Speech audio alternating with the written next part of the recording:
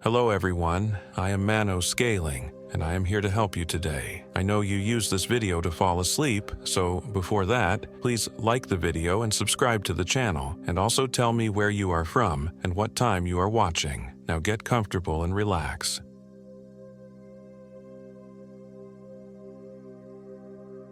My name is Sarah Chen, and I am 34 years old. This happened in October 2023. The smell of rotting vegetation and stagnant water hung heavy in the air as we pushed deeper into the Kisatchie National Forest. My boyfriend Marcus wiped sweat from his forehead, leaving a streak of mud across his pale skin. Behind us, our friends Jake and Emma trudged along the narrow trail, their voices a constant hum of complaints about the heat, the humidity, the bugs. "Remind me why we're doing this again?" Emma called out, slapping at a mosquito on her neck. Her designer hiking boots were already caked with the reddish clay that seemed to coat everything in this part of Louisiana. "Because," Marcus said, adjusting the straps of his overstuffed backpack, "we need to disconnect. No phones, no internet, no distractions. Just us and nature for 3 days." I kept my mouth shut, though I agreed with Emma. This trip had been Marcus's idea entirely, part of his ongoing quarter-life crisis that had started when he turned 35 last month. He'd been reading too many blogs about authentic experiences and finding yourself in the wilderness. The irony wasn't lost on me that a man who worked in tech support and had never spent a night outdoors was suddenly desperate to commune with nature. Jake stumbled over a root, catching himself against a massive cypress tree. "Well, we're definitely disconnected now. Haven't had cell service for 2 hours." The trail we were following, if you could call the barely visible path through the undergrowth a trail, wound deeper into the Catahoula Ranger District. Marcus had chosen this area specifically because it was remote, far from the popular camping spots that attracted families and casual hikers. He wanted the real experience, whatever that meant. "According to the map, we should reach the campsite in another mile," Marcus announced, though I noticed he'd been saying another mile for the past 3 miles. The forest around us was unlike anything I'd experienced before. Growing up in Seattle, I was used to pine and fir trees, clean mountain air, and well-maintained trails. This Louisiana wilderness felt alien and hostile. Spanish moss draped from the trees like funeral shrouds, and every step seemed to disturb some new insect or small creature. The canopy was so thick that even in the middle of the afternoon, shadows pooled in unexpected places. "There's something about this place," Emma muttered, her voice barely audible over the drone of insects. "It feels wrong." I glanced back at her. Emma worked as a graphic designer and had always been the most practical member of our group. If she was feeling uneasy, there might be something to it. "It's just different," Marcus said dismissively. "We're not used to swampland." But I knew what Emma meant. There was a quality to the silence here that felt unnatural. Back home, forest quiet was peaceful. The absence of human noise allowing you to hear birds, wind through trees, small animals moving through underbrush. Here, the quiet felt oppressive, as if the forest was holding its breath. We pressed on, the trail becoming increasingly difficult to follow. Several times Marcus had to stop and consult his compass and map, muttering under his breath. The paper map was already damp with humidity and beginning to fall apart at the creases. "Maybe we should turn back," Jake suggested. He was the youngest of our group at 28, but also the most cautious. "We could find one of those established campgrounds." "No," Marcus snapped more harshly than necessary. "We're almost there. I can feel it." I exchanged a glance with Emma. Marcus had been increasingly obsessive about this trip over the past month, planning every detail, researching the area extensively. He'd even bought new gear, expensive sleeping bags, a high-tech water filtration system, freeze-dried meals that cost more per pound than prime steak. The sun was beginning to set when we finally reached what Marcus declared was our campsite. It was nothing more than a small clearing beside a sluggish, dark stream. The water looked like coffee mixed with motor oil, and the smell of decay was stronger here. "This is it," Emma asked, setting down her pack with obvious relief. "It's perfect," Marcus said, though his voice carried a note of uncertainty. He pulled out his phone, frowning at the black screen. "Battery's dead. That's weird. It was at 70% this morning." Jake checked his phone. "Mine too, completely drained." "Probably the humidity," I said, though my own phone was also dead. "Electronics don't like this kind of environment." We set up camp as darkness fell with the suddenness that comes in dense forest. Marcus had brought a powerful LED lantern, but the light seemed to be absorbed by the trees rather than illuminating our campsite. The circle of visibility was smaller than it should have been, and beyond it, the darkness felt absolute. Emma struggled with her tent zipper. "This thing was working fine yesterday when I tested it." "Here, let me help," Jake offered, but he couldn't get it to work either. The zipper moved, but wouldn't catch. After 20 minutes of trying, Emma gave up and rolled out her sleeping bag next to the fire pit instead. "Guess I'm sleeping under the stars," she said with forced cheerfulness. Marcus had gotten a fire started, though the wood seemed reluctant to burn properly. The flames flickered and danced erratically, occasionally turning strange colors, blue-green flashes that lasted just long enough to make us question what we'd seen. "Probably minerals in the wood," Marcus explained when Jake mentioned it. "Different trees, different chemical compositions." But I'd built plenty of campfires, and I'd never seen flames behave like this. They seemed to bend and twist in directions that had nothing to do with wind. We ate our freeze-dried meals in relative silence, the conversation stilted and uncomfortable. Every small sound from the forest seemed amplified.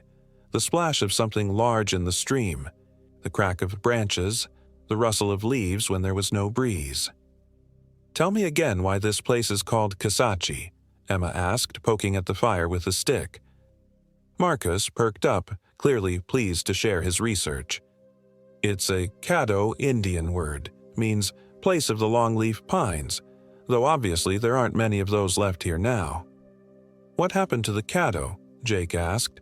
"Same thing that happened to most tribes. Disease, war, forced relocation. The last of them were moved to Oklahoma in the 1800s. Marcus paused, staring into the fire. Though, according to some local legends, not all of them left. "What do you mean?" I asked, though something in his tone made me wish I hadn't. "There are stories about Caddo spirits that remained tied to the land. Protector spirits that were supposed to guard sacred places." He lowered his voice. "Some people say they're still here, and they don't like outsiders." "Great," Emma muttered. "Now you tell us." "They're just stories," Marcus said quickly. "Folklore. Every wilderness area has ghost stories." But his reassurance fell flat.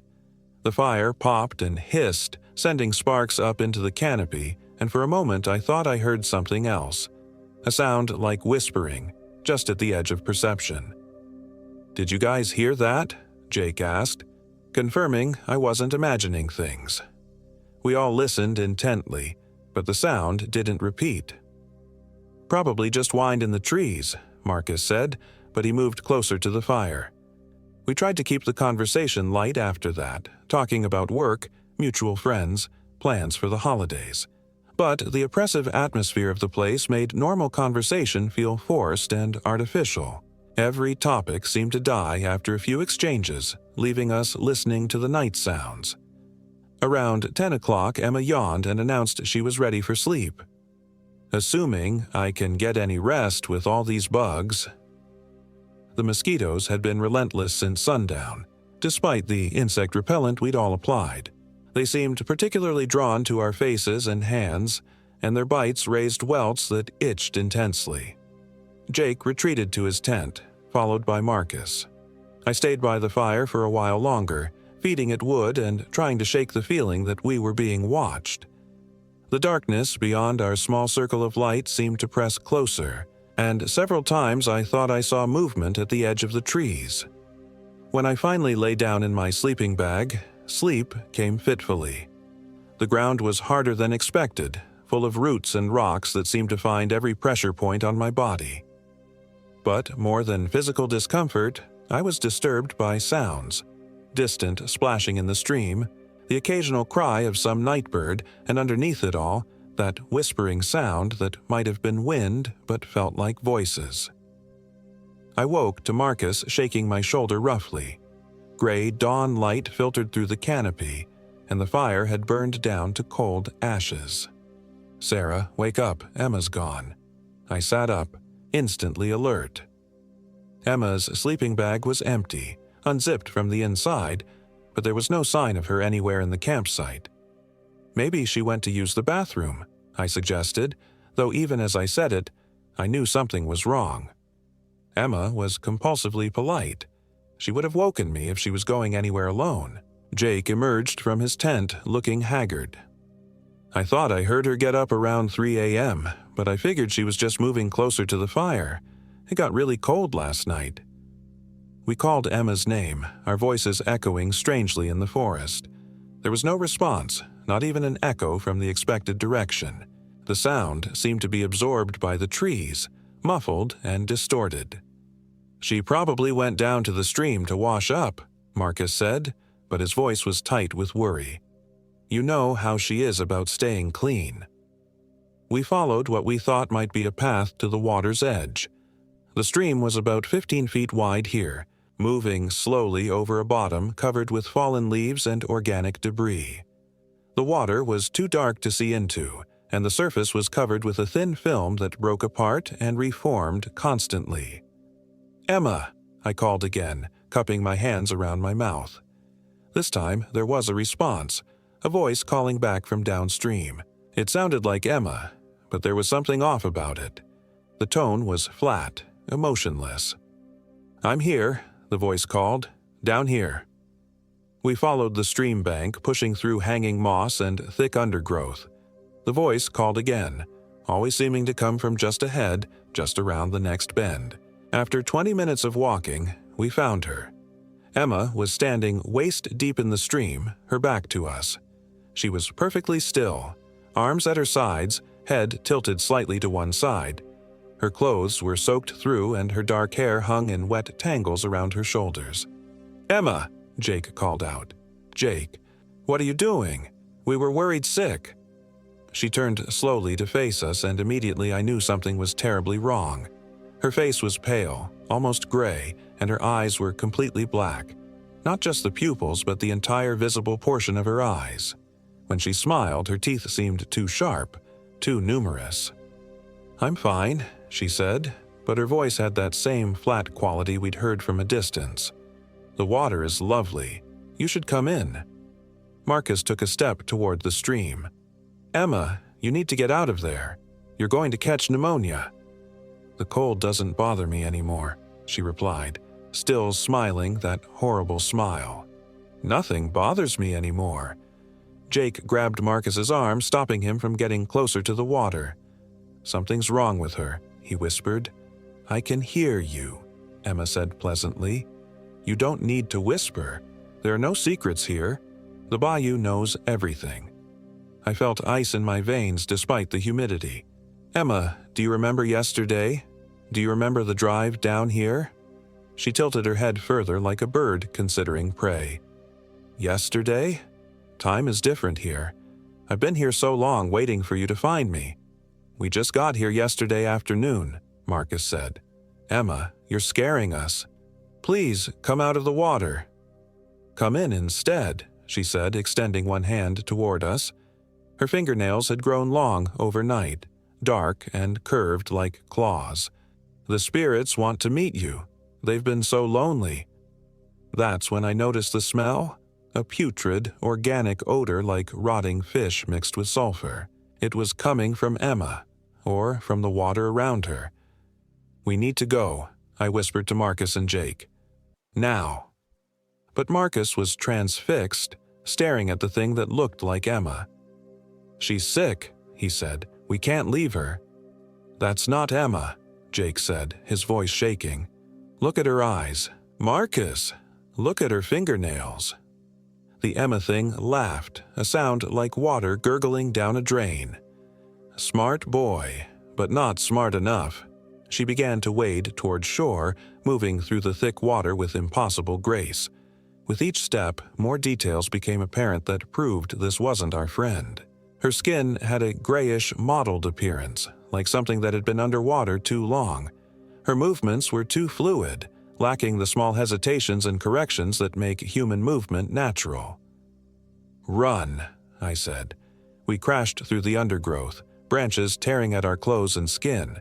Behind us, I could hear Emma's laughter echoing through the forest, multiplying and distorting until it seemed to come from every direction. When we reached our campsite, we threw our belongings into our packs with shaking hands. Marcus kept looking back toward the stream. "We have to help her," he insisted. "Whatever's wrong with her, we can't just abandon her." "She's dead," Jake said bluntly. "Or worse than dead. Didn't you see her eyes? Didn't you smell that stench?" I was stuffing my sleeping bag into my pack when I noticed something that made my blood freeze. There were footprints around our campsite, wet prints that led from the direction of the stream to each of our tents and back again. The prints were human-shaped but wrong somehow, the toes too long and widely spread. "She was here," I whispered. "While we were sleeping, she was here." Marcus followed my gaze to the footprints. His face went white. "Those aren't Emma's feet." The prints were at least 2 sizes larger than Emma's, and the shape was all wrong. The arch was too high, the heel too narrow. They looked more like the footprints of something that had learned to walk upright but wasn't built for it. Jake shouldered his pack. "We're leaving, right now." But as we prepared to head back the way we'd come, Marcus consulted his compass and map with growing confusion. "This doesn't make sense," he muttered. "According to this, we should be heading northeast to get back to the trailhead, but my compass says northeast is that way." He pointed toward the stream where we'd found Emma. I looked at my own compass. The needle spun wildly before settling on a direction that felt completely wrong based on my memory of our hike-in. "The compasses are broken," Jake said. "The magnetic field must be screwed up here." "How do we get out?" I asked. Marcus studied the map more carefully, then looked around at the trees. I'm not sure. Everything looks the same." We chose a direction that felt right and began walking. But after an hour of hiking, we found ourselves back at our campsite. The cold ashes of our fire were exactly as we'd left them, and the wet footprints were still clearly visible in the soft earth. "That's impossible," Marcus said. "We walked in a straight line."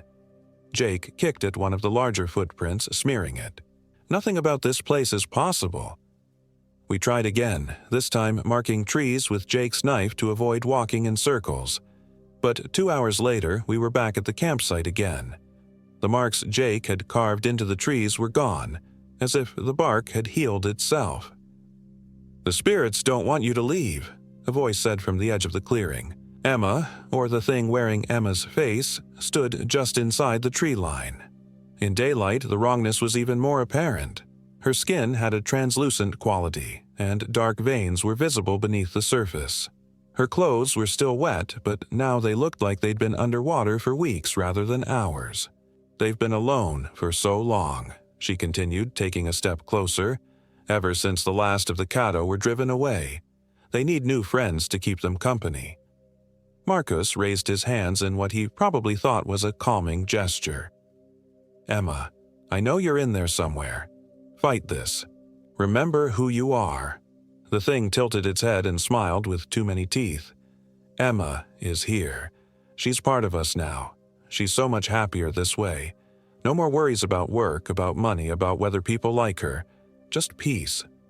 "What did you do to her?" I demanded. "We welcomed her home, as we want to welcome all of you."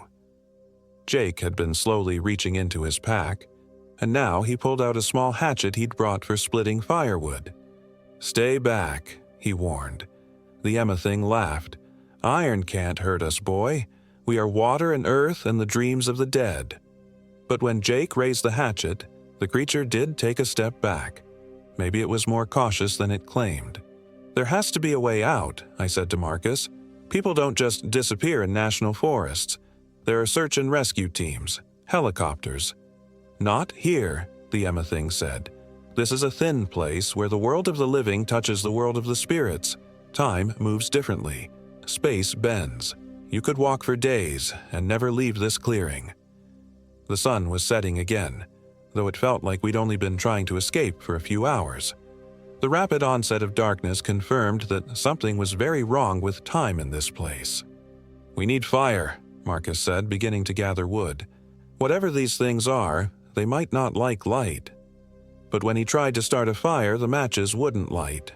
He struck a dozen of them, and they flared briefly before dying out as if the flame was being smothered.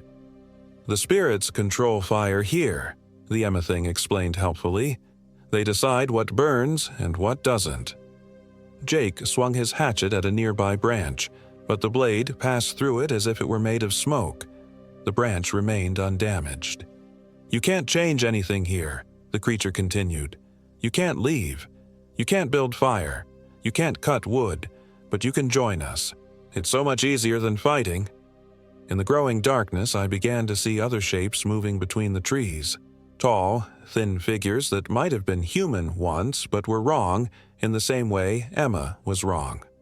Their eyes reflected what light remained like the eyes of nocturnal animals. "How many people have you trapped here?" I asked. "Time is different," the Emma thing repeated. "Some have been here for days. Some for decades. Some came looking for the treasure that's supposed to be buried in these woods. Some came to hunt. Some came to hide from the law. All found what they were looking for in the end." One of the other figures stepped closer, and I could see it had once been a man. His clothes were from a different era, maybe the 1970s or 80s. His face was gray and slack, and his eyes were the same black voids as Emma's. "I came here in 1987, he said in that same flat voice. "I was running from some bad people in New Orleans. Thought I could hide in the wilderness until things cooled down. Been hiding ever since." More shapes emerged from the forest. Men and women of different ages, all with that same dead-eyed stare and waxy skin. Some of their clothes were recent, others looked decades old. One woman wore a dress that might have been from the 1950s. "We're all friends here," she said pleasantly. "No anger, no fear, no pain. Just the peace of the bayou." Marcus grabbed my arm. "We have to try something. There has to be a way." I thought about what the creatures had said about this being a thin place, where different worlds touched. In the folklore Marcus had mentioned, spirits were often bound to specific locations or objects. Maybe they couldn't actually leave this area either. "You can't follow us if we do get out, can you?" I said to the Emma thing. "You're stuck here just like you're trying to trap us." Her smile faltered for just a moment. "Why would we want to leave? Everything we need is here." But the brief hesitation told me I was right. Whatever these spirits were, they were bound to this place. The question was how to break their hold on us. Jake had been quietly examining his hatchet. "The blade went through the branch, but I can still feel the weight of it. It's still real." "What are you thinking?" I asked. "Maybe they can't affect things we brought from outside. Maybe their power only works on things that belong to this place." It was worth testing. I pulled out my water bottle and took a drink. The water was warm and tasted of plastic, but it was definitely real. When I tried to pour some on the ground, it splashed normally instead of being absorbed or disappearing. Marcus understood immediately. He pulled out his lighter, a cheap plastic bic he'd bought at a gas station. When he flicked it, it produced a small but steady flame. The creatures all took a step back. "The fire of the outside world," the Emma thing hissed. "It burns different here." Marcus began lighting pieces of paper from his pack. Receipts, gum wrappers, anything that would burn. The flames were small but real, and they pushed back the encroaching darkness. "This way," I said, pointing away from the stream. We didn't know if it was the right direction, but it was away from the creatures. We walked single file with Marcus in front holding the burning papers. Jake stayed in the rear with his hatchet, and I stayed between them. The creatures followed but kept their distance from the flame. "You can't burn paper forever," the Emma thing called after us. and when the fire goes out, we'll still be here." She was right. The papers burned quickly and Marcus's supply was limited. We needed something that would burn longer. "My sleeping bag," I said. "The synthetic fill should be flammable." Jake used his hatchet to cut strips from the nylon exterior while Marcus held the flame. The material caught fire readily and burned with a hot, bright flame that made the creatures retreat even further. We pressed on through the forest, feeding strips of sleeping bag material into the fire as needed. The trees seemed to thin somewhat, and I began to recognize landmarks from our hike-in. A distinctive bent pine, a boulder shaped like a sitting bear. "We're getting close," Marcus said. "I remember that tree." But our supply of burning material was running low, and the creatures were getting bolder, pressing closer to the edge of our circle of light. "There's another way," the Emma thing said, her voice coming from directly behind us now. "You don't have to keep running. Let us help you. Let us make you peaceful like Emma." I could feel her breath on the back of my neck, cold and damp and smelling of stagnant water. When I glanced over my shoulder, she was close enough to touch, her black eyes reflecting the flame. Jake spun around and swung his hatchet at her. This time the blade connected, passing through her midsection with a wet, tearing sound. She shrieked and fell backward, dark fluid gushing from the wound. "Iron does hurt you," he said grimly. "You lied." The other creatures swarmed forward, but Jake swung the hatchet in wide arcs, keeping them at bay. Each time the blade connected with one of them, they screamed and retreated. The metal remembers the outside world, I realized. It carries something they can't touch. We moved faster now, with Jake clearing a path through the creatures and Marcus maintaining our fire.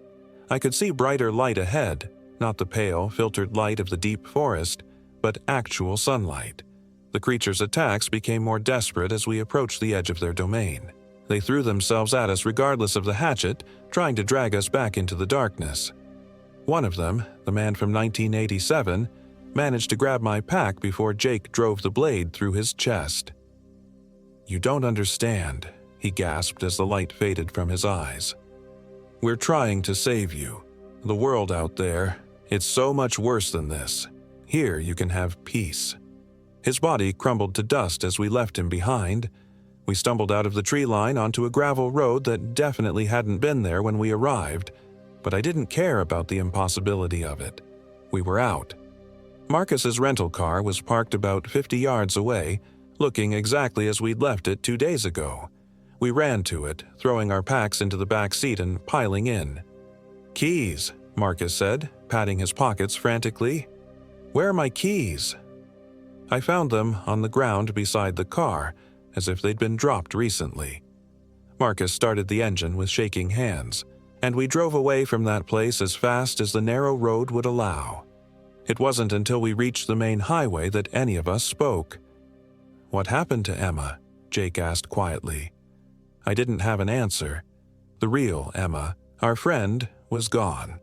What we'd encountered in the forest had been something else wearing her form, animated by whatever spirits or entities controlled that cursed place. We drove straight to the nearest police station, a small building in the town of Natchitoches. The sheriff, a patient man named Boudreau, listened to our story with the resigned expression of someone who'd heard similar tales before. "Y'all were up in the Kisatchie, eh?" he said when we finished. "Near Saline Bayou?" "I think so," Marcus said. "The maps we had, they didn't seem accurate." Sheriff Boudreau nodded. "Maps are funny things up there. GPS don't work right either. Compasses spin like pinwheels." He leaned back in his chair. "How long you say you were up there?" 2 days, I answered. He consulted his calendar. "Today's November 1st. Y'all have been missing for 8 days." That was impossible. We'd left on October 30th for a 3-day camping trip. But when I checked my phone, which suddenly had battery again, the date confirmed what the sheriff had said. "Does this happen often?" Jake asked. "More than you'd think. People go up there, come back with stories about time moving strange, about seeing things that ain't there. Most of them come back." He paused meaningfully. "Most of them." What about Emma, our friend who didn't come back?" Sheriff Boudreau sighed. "I'll file a report, send a search team up there when I can spare the men. But that's rough country, and if someone don't want to be found—" He left the sentence hanging. We gave him all the details we could remember, though I knew he wasn't really expecting to find Emma. Not the real Emma. Anyway, that was 6 months ago. The three of us have stayed in touch, bonded by the shared trauma of those lost days. Jake moved to Oregon and refuses to go camping anywhere. Marcus sold all his outdoor gear and took up indoor rock climbing instead. As for me, I dream about that place every night. I dream about Emma standing in the dark water, smiling with too many teeth. I dream about the other lost souls trapped in that forest, welcoming new victims with promises of peace. Sometimes I wake up with mud under my fingernails and the smell of stagnant water in my hair, even though I live in a fourth-floor apartment in the city. Sometimes I find myself looking up directions to Louisiana, planning a route back to Kisatchie.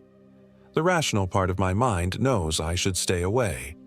But another part, a part that grows stronger each day, whispers that Emma is still out there, waiting for me to come back. Waiting for all of us to join her in that place where time moves differently and the spirits of the bayou offer an end to all earthly troubles. I threw away the muddy clothes I found in my laundry hamper this morning, the ones I didn't remember wearing, but I kept the small bag of reddish clay that was in the pocket, clay that matches the soil around Saline Bayou. Tonight, I'm driving south. I tell myself I'm going to find Emma, to bring her home somehow. But deep down, I know the truth. The spirits have been calling me back and I'm finally ready to answer. The bayou remembers everything and it never lets go.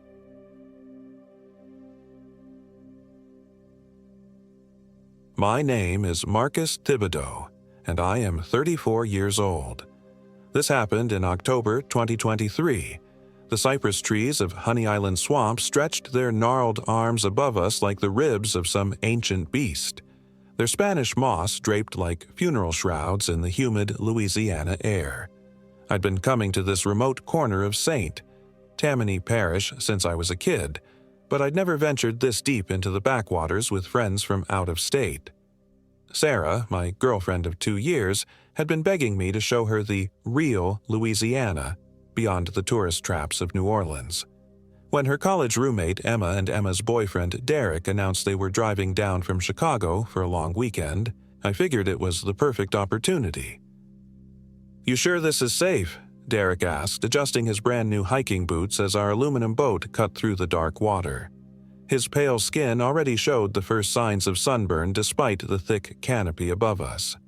Everything about him screamed city boy, from his pristine outdoor gear to the way he kept checking his phone every few minutes. "Safe as anywhere else," I replied, though I kept that thought to myself about how the swamp had claimed its share of visitors over the years. Just stick close and don't wander off. The bayous can be confusing if you don't know them. Emma laughed nervously, her blonde hair tied back in a ponytail that kept coming loose in the humidity. "Marcus is just trying to scare us, aren't you, Marcus?" She was the type who made jokes when she was nervous, which seemed to be most of the time since they'd arrived. Sarah squeezed my arm. She knew me well enough to catch the tension in my voice, but she was excited about the adventure. That's what I loved about her. She wasn't afraid to get her hands dirty, unlike some of the other women I dated who thought Louisiana began and ended with the French Quarter.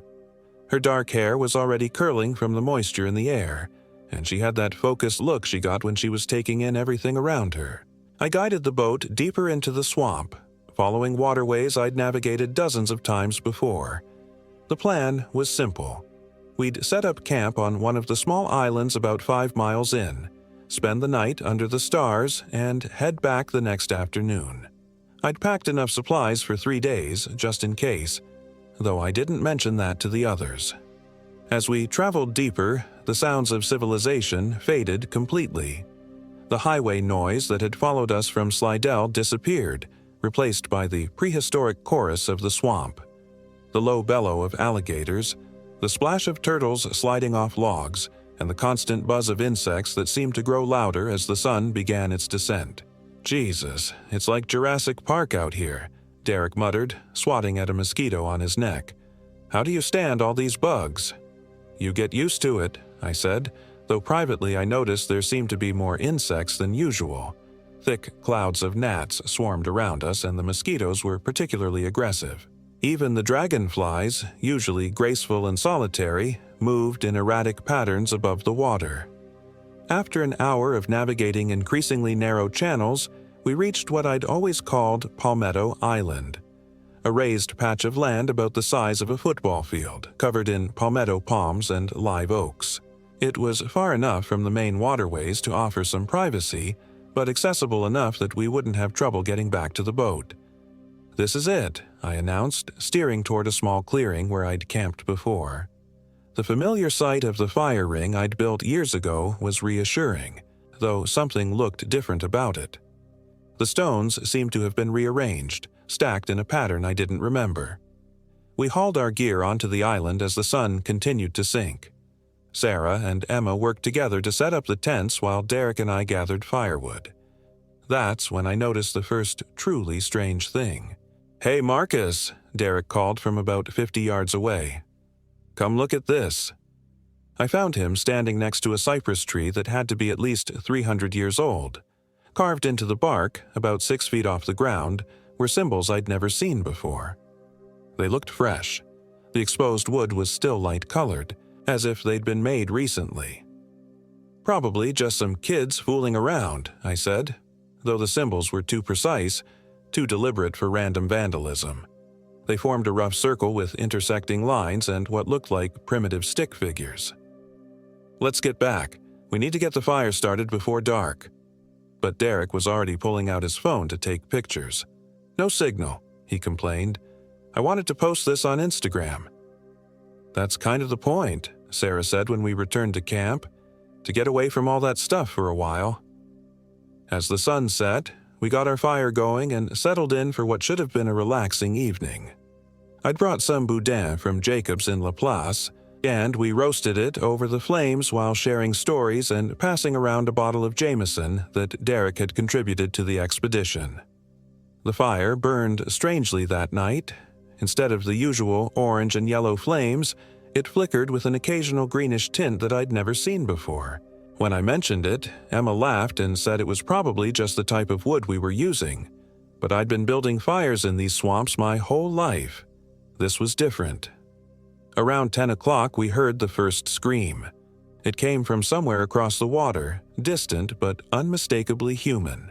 A long, anguished wail that cut through the normal night sounds of the swamp like a knife. "What the hell was that?" Derek sat up straight, his face pale in the firelight. "Probably just a panther," I said, though I'd never heard a panther that sounded quite like that. "They can sound almost human sometimes." The scream came again, closer this time, and definitely from the direction we'd come. Sarah moved closer to me, and I could feel her trembling. "That didn't sound like an animal," she whispered. I had to agree, but I kept my voice steady. "Sound carries funny out here at night. Could be someone camping on the other side of the swamp. Maybe they hurt themselves." We listened for several more minutes, but heard nothing except the usual symphony of frogs and insects. Eventually, the conversation resumed, though nobody seemed as relaxed as before. Around midnight, Emma announced she was going to bed. She'd been quiet for the last hour, staring into the fire with an odd expression on her face. When Sarah asked if she was feeling all right, Emma just nodded and crawled into the tent she was sharing with Derek. Derek followed her a few minutes later, leaving Sarah and me alone by the dying fire. "I don't like this place," Sarah said quietly. "Something feels wrong." I wanted to dismiss her concerns, but I'd been feeling it too, a subtle wrongness that I couldn't quite identify. The air felt thicker than usual, even for Louisiana in October. The normal sounds of the swamp seemed muted, as if they were coming from farther away than they should have been. "We'll head back first thing in the morning," I promised. "Sometimes the swamp just gets to people." We banked the fire and crawled into our tent. Sarah fell asleep quickly, but I lay awake listening to the sounds outside. Something was moving through the water near our island, something large enough to create a wake that lapped against the shore in a steady rhythm. But whenever I strained to listen more carefully, the sound would stop. I must have dozed off eventually because I woke to Sarah shaking my shoulder. Gray dawn light was filtering through the tent walls. "Marcus, wake up. Something's wrong with Emma." I sat up, immediately alert. "What do you mean?" "She's just standing out there. She's been like that for at least 20 minutes. I unzipped the tent and looked out. Emma was indeed standing about 30 feet away, facing the water with her back to us. She was perfectly still, wearing the same clothes she'd had on the night before. "Emma?" I called softly. She didn't respond. I pulled on my boots and walked over to her. Up close, I could see that her eyes were open, staring across the dark water with an intensity that made my skin crawl. Her face was completely blank, as if she was seeing something the rest of us couldn't. "Emma, you okay?" She turned to look at me, and I stepped back involuntarily. Her eyes were the same blue they'd always been, but there was something wrong with them. They were too wide, too unblinking, like a doll's eyes. "I'm fine," she said, but her voice was flat, emotionless. "Just watching the water." "What are you watching for?"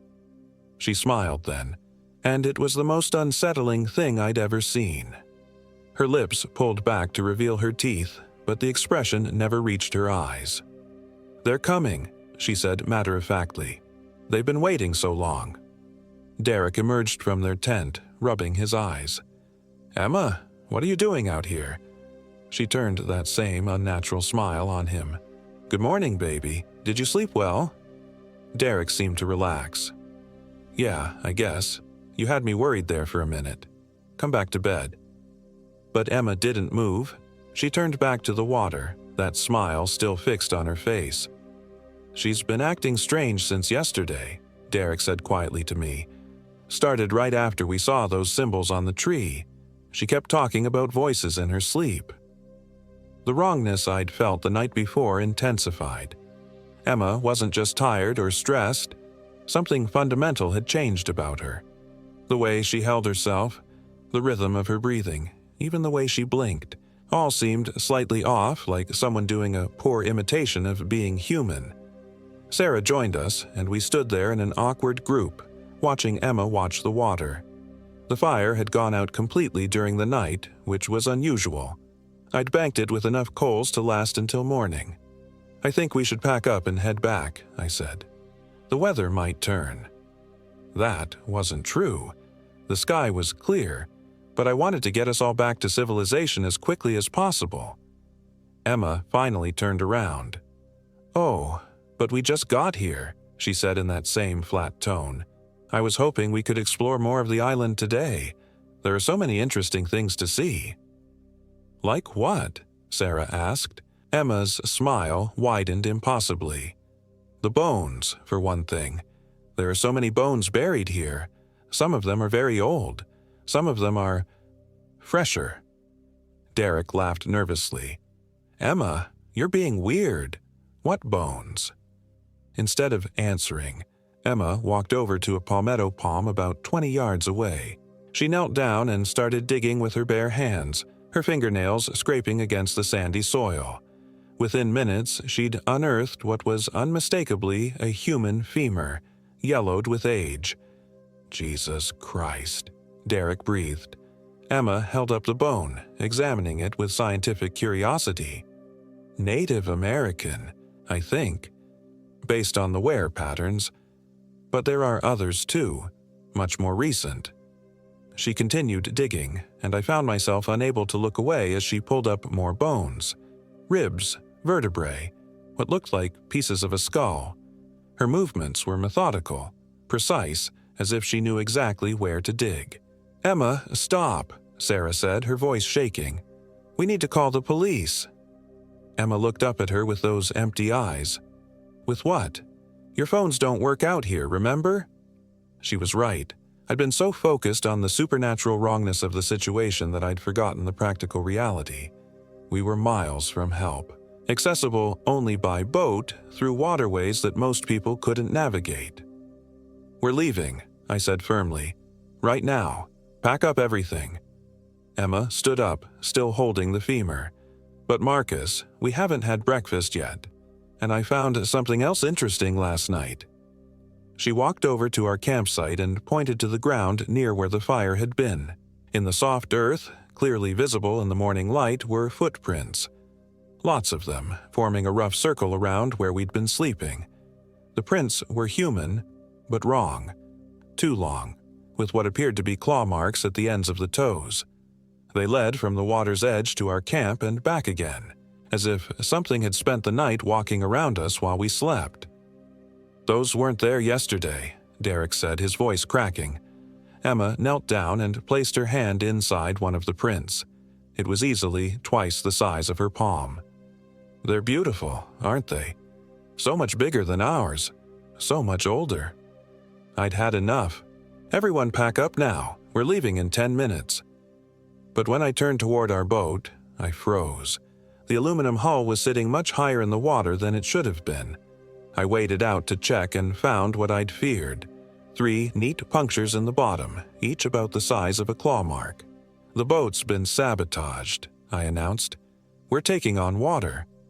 Derek rushed over to help me examine the damage. The holes weren't random. They'd been placed precisely to ensure maximum flooding. The boat was still floating, but barely. "Can we patch it?" Sarah asked. I shook my head. "Not well enough to make it 5 miles back to the launch. We'd sink halfway there." Emma laughed, a sound like breaking glass. "Looks like we're staying after all." The reality of our situation began to sink in. We were stranded on an island in the middle of one of Louisiana's most remote swamps, with no way to call for help and at least a day's walk through treacherous wetlands to reach the nearest road. And one member of our group was clearly suffering from some kind of psychological break. "There's a ranger station about 3 miles north," I said, trying to keep my voice calm. "If we follow the high ground, we can walk there and get help." Emma shook her head, still smiling. "Oh no, Marcus, we can't leave. They wouldn't like that at all." "Who wouldn't like it?" She gestured toward the water with the bone she was still carrying. "The ones who live here. The ones who've been waiting. They have plans for us." Derek grabbed her by the shoulders. "Emma, you're scaring me. What's wrong with you?" For just a moment, her expression flickered, and I saw something like recognition in her eyes. "Derek?" she whispered, as if seeing him for the first time. Where are we?" "We're camping, remember? In Louisiana?" Emma looked around, confusion replacing the eerie calm she'd shown all morning. I had the strangest dreams. There were voices, and they were telling me things. About this place. About what happened here." She dropped the bone and clutched Derek's arm. "We need to leave. Right now. Something terrible is going to happen." But even as she spoke, I could see the blankness creeping back into her eyes. Whatever brief moment of clarity she'd had was fading fast. "The boat's damaged," I explained. "We'll have to walk out." Emma's grip on Derek tightened. No, we can't. They won't let us. They need us for..." Her voice trailed off and that horrible smile returned. "For the ceremony, of course. It's been so long since they had fresh offerings." I'd heard enough. "Sarah, pack our gear. We're walking out of here now." But as I turned to gather our supplies, I realized we had a bigger problem. Our food supplies, which I'd carefully stored in sealed containers the night before, were completely rotten. The bread was covered in green mold, the meat had turned black and was swarming with maggots, and even our water bottles contained a foul-smelling liquid that definitely wasn't water. "What the hell?" Derek stared at the spoiled food. This was all fresh yesterday. Emma clapped her hands together like a delighted child. "They don't like visitors to leave hungry. They've prepared a feast for us." She pointed toward the tree line where I now noticed something I'd somehow missed before. A crude table made from a flat piece of cypress, set with what appeared to be bowls made from human skulls. The bowls contained a dark, viscous substance that I didn't want to identify. "Emma, "That's not food," Sarah said gently. That's not anything we should be eating." Emma tilted her head like a confused dog. "But they worked so hard to prepare it. It would be rude not to try it." She walked over to the makeshift table and picked up one of the skull bowls. The liquid inside had an oily, iridescent surface that reflected the morning light in nauseating patterns. "It tastes like memories," Emma said, raising the bowl to her lips. "Old memories. Painful ones." Derek lunged forward and knocked the bowl from her hands. The contents splashed across the ground, and where they landed, the grass immediately withered and turned black. Emma turned on him with a snarl that was purely animal. For a moment, her face contorted into something that wasn't quite human. Her jaw seemed to unhinge slightly, and her teeth appeared sharper, more numerous than they should have been. "You shouldn't have done that," she said in a voice that was layered with harmonics, as if multiple people were speaking at once. "They don't like to be refused." The temperature around us dropped suddenly, despite the Louisiana heat. Our breath became visible in small puffs, and frost began to form on the palmetto fronds. The normal sounds of the swamp, the bird calls, the insect buzz, even the lapping of water against the shore, stopped completely. In the silence, we heard them. Footsteps. Dozens of them, moving through the water around our island. The same abnormally large prints we'd found around our campsite, but now the creatures making them were approaching. "They're coming," Emma whispered, and her voice was her own again, filled with terror. "Oh God, Marcus, they're coming and it's my fault. I invited them in. I couldn't help it. The voices were so strong." Through the Spanish moss hanging from the cypress trees, I caught glimpses of movement. Tall, impossibly thin figures wading through the dark water with a fluid grace that no human could match. Their skin was the color of swamp water, mottled green and brown, and it seemed to shift and flow like liquid. "The ruins," Emma said urgently. "There are ruins on the other side of the island. Colonial era. That's where they're strongest, but it's also where we might be able to fight them." I wanted to ask how she knew about ruins we hadn't seen, but there wasn't time. The figures in the water were getting closer, and I could hear something else now. A low, rhythmic chanting that seemed to come from everywhere at once. "Move," I ordered. "Everyone grab what you can carry and follow me." We ran through the palmetto palms and live oaks, crashing through undergrowth that seemed to grab at our clothes and skin. Behind us, I could hear the creatures emerging from the water with wet, sliding sounds that made my stomach turn. Emma led us to a clearing I swear hadn't been there the day before. In the center stood the crumbling remains of what might once have been a church or plantation house. The walls were mostly gone, but the stone foundation remained, formed into strange geometric patterns that hurt to look at directly. "This is where it started," Emma said, her voice switching between her normal tone and something older, darker. "Where the first settlers tried to make a deal with the things that live in the deep water. They thought they could control them, use them to protect their colony from the Spanish and the English." The chanting was getting louder now, and I could see the creatures moving between the trees. They were even more disturbing up close, humanoid but wrong in every detail. Their limbs were too long, their joints bent in directions that shouldn't have been possible, and their faces. I tried not to look at their faces. "What do they want?" Sarah asked, pressing close to me. Emma's smile returned, but now it was sad rather than unsettling.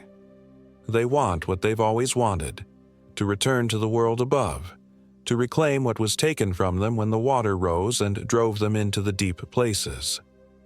One of the creatures stepped into the clearing. It was at least 8 feet tall, with skin that seemed to ripple like water and eyes that were too large and entirely black. When it spoke, its voice was like the sound of wind through dead leaves.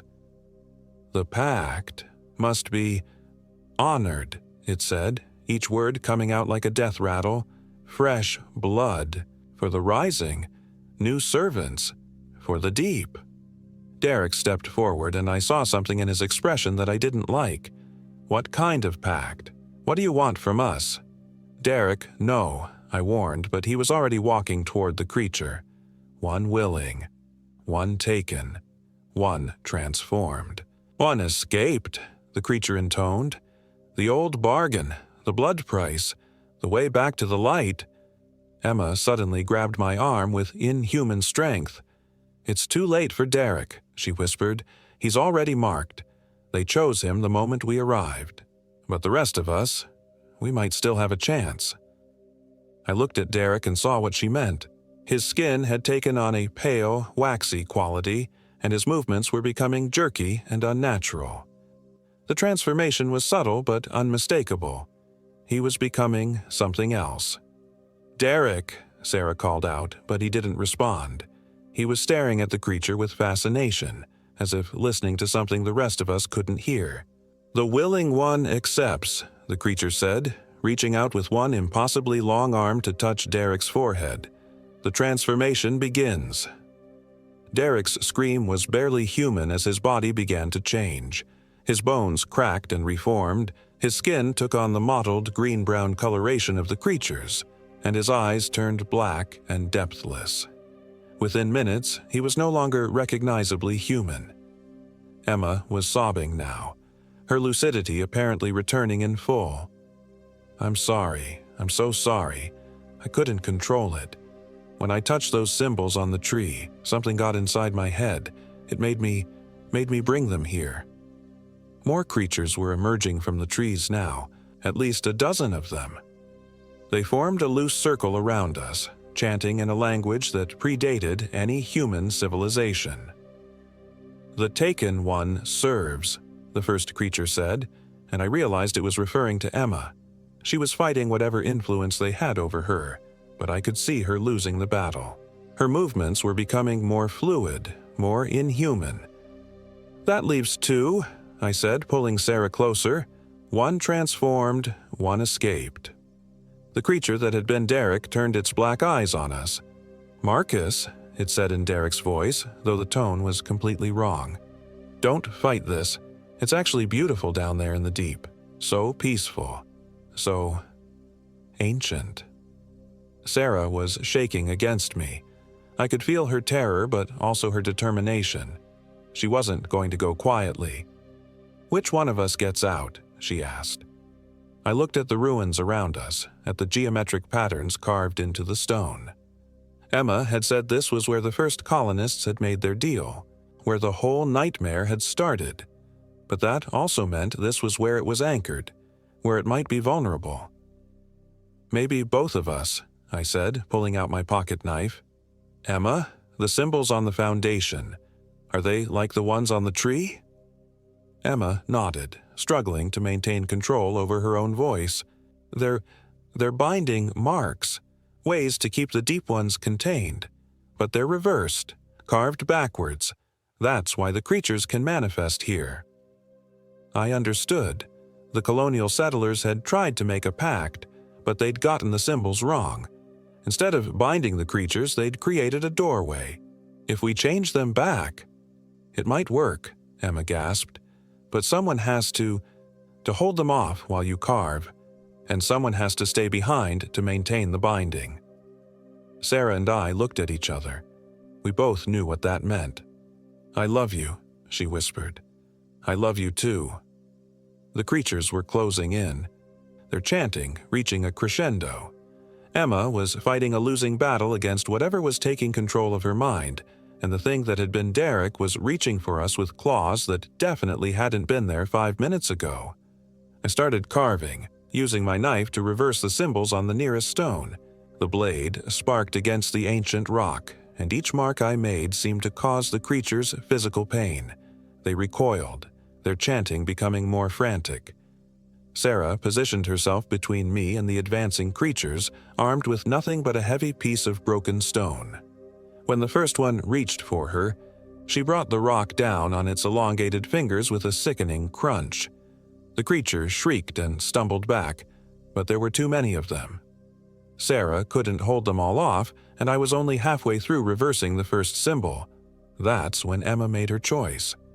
Fighting against the thing controlling her mind, she threw herself at the nearest creature. Her fingernails, which had grown long and sharp, raked across its face, drawing dark ichor that hissed when it hit the ground. "Go!" she screamed. "I can hold them for a few minutes, but that's all." Emma's transformation accelerated as she fought, her body becoming more monstrous with each passing second. But she used that transformation, channeling whatever alien strength she was gaining into protecting us. I carved frantically, reversing symbol after symbol.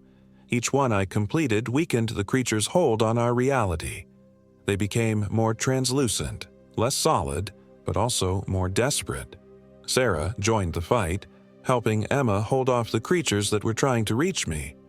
I could hear her grunting with effort, the wet sounds of impact as she and Emma fought for our lives.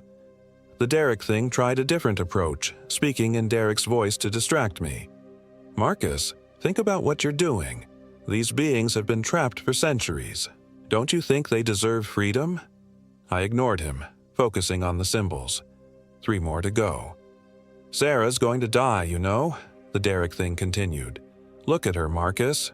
Really look." Against my better judgment, I glanced over.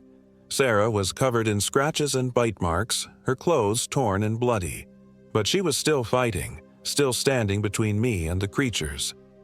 2 symbols left. Emma's scream echoed across the clearing as her transformation completed. She was no longer human, but she was still fighting for us, using her new form against the creatures that had created it. 1 symbol left. The creatures made a final desperate rush, abandoning their attack on Sarah and Emma to reach me directly. I felt claws rake across my back, tearing through my shirt and into flesh, but I kept carving. The last symbol was complete. The effect was immediate and dramatic. The creatures let out a collective wail that seemed to come from the earth itself, and then they began to dissolve, their forms becoming misty and insubstantial. The chanting stopped, replaced by a sound like wind rushing through an enormous cave. The Derek thing was the last to go, its black eyes fixed on me with hatred and something that might have been respect. "This is not, is, over," it rasped. "We will find another way." Then it was gone, along with all the others. Emma collapsed, her body shifting back toward human form but not quite making it all the way. She was dying, I could see that, but she was herself again. "Did it work?" she whispered. I looked around the clearing. The oppressive atmosphere was lifting, the temperature returning to normal, and I could hear the natural sounds of the swamp resuming. "It worked," I said. Emma smiled, and this time it reached her eyes. "Good. I'm sorry, Marcus. About Derek, about all of this. I should have been stronger." "You saved us," Sarah said, kneeling beside her. "In the end, you saved us." Emma died a few minutes later, peacefully, as the sun broke through the canopy above us. Sarah and I spent the rest of the day getting off the island. My knowledge of the swamp served us well, and we were able to find a way back to civilization by following high ground and old trapper paths. We told the authorities that Derek and Emma had both drowned in a boating accident. The story was believable. People died in the Louisiana swamps every year, victims of alligators, snakes, or simply getting lost in the maze of waterways. They found Derek's body a week later, or what was left of it. The coroner ruled it death by drowning, though he did note some unusual tissue damage that he attributed to post-mortem animal activity. Emma's body was never found. Sarah and I are still together, though we've never talked about what really happened that October weekend. Sometimes, late at night, I catch her staring out the window with an expression I can't quite read. And sometimes I wonder if we really escaped, or if something followed us back from the deep places of Honey Island Swamp. The symbols I carved that day are still there, keeping the old pact sealed. But stone erodes, and Louisiana is slowly sinking into the sea. Sometimes I have dreams about dark water rising, and voices calling from the deep, and I wonder how much time we really bought ourselves. In those dreams, I can hear Derek's voice echoing across the water. This is not over. I hope he's wrong. I pray every night that he's wrong. But I've started keeping a knife by my bed, just in case.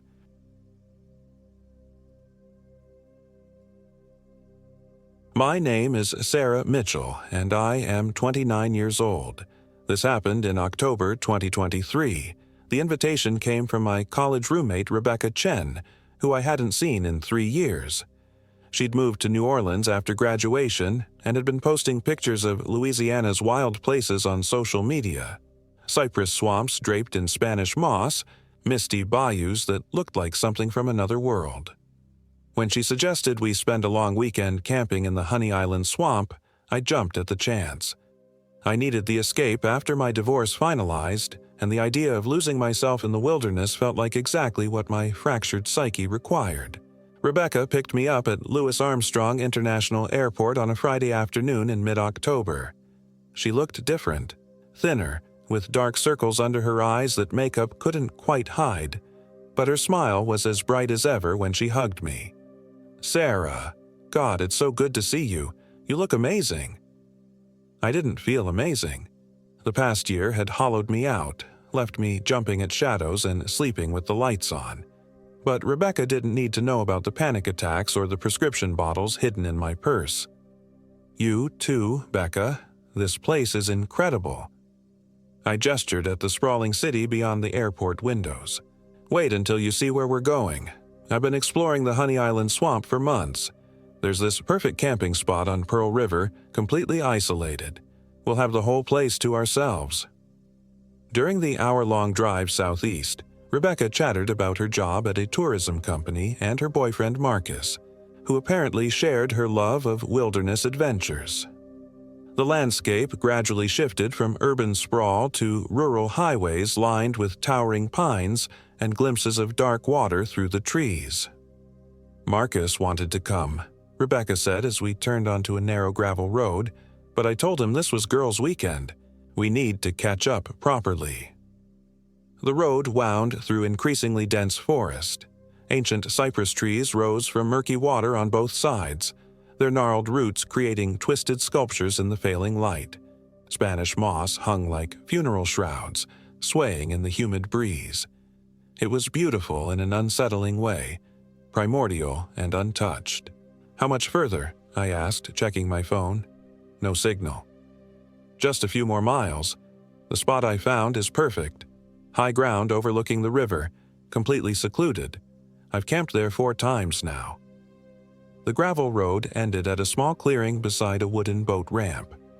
The Pearl River stretched before us, its dark surface broken by the occasional splash of a fish or turtle. Rebecca parked and we began unloading our gear: 2 tents, sleeping bags, camping chairs, and enough food for 3 days.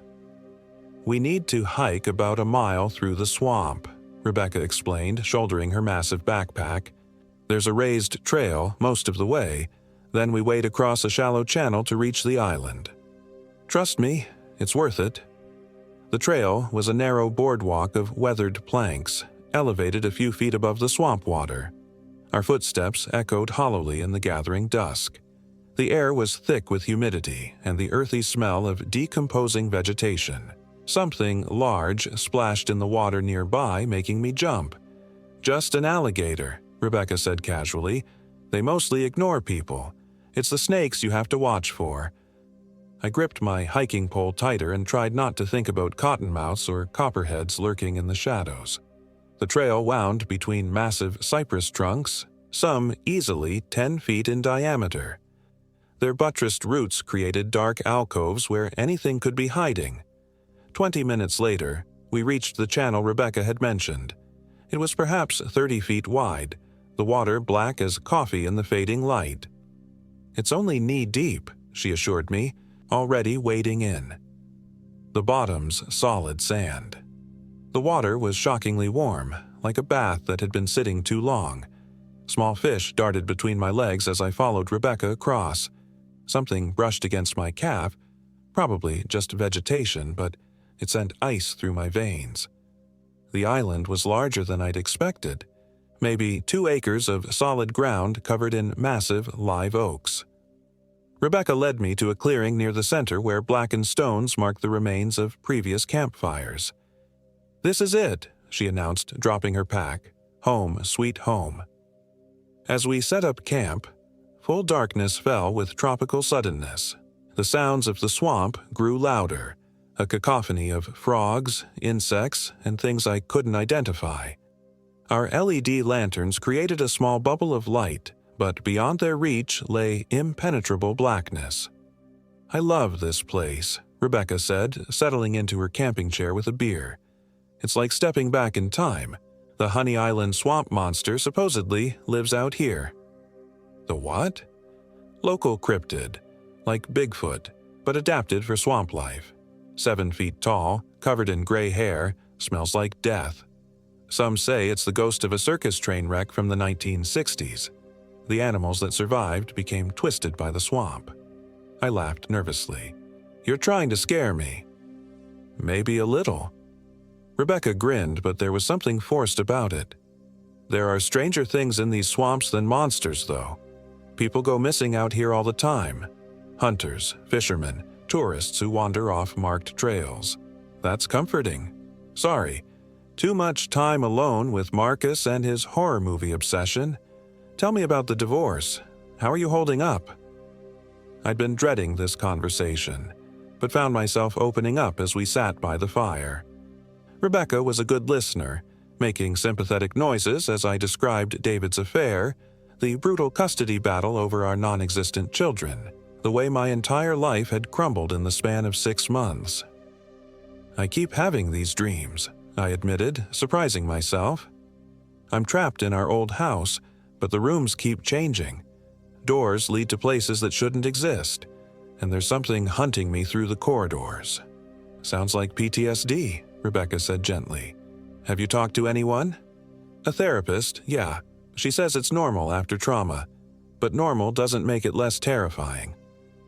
We talked until nearly midnight, finishing most of a bottle of wine Rebecca had packed. The alcohol helped dull the edges of my anxiety, made the darkness seem less oppressive. Eventually, we retreated to our tents. Rebecca's larger dome shelter and my compact backpacking tent positioned about 15 feet apart. I lay in my sleeping bag listening to the night sounds, oddly comforted by Rebecca's presence nearby.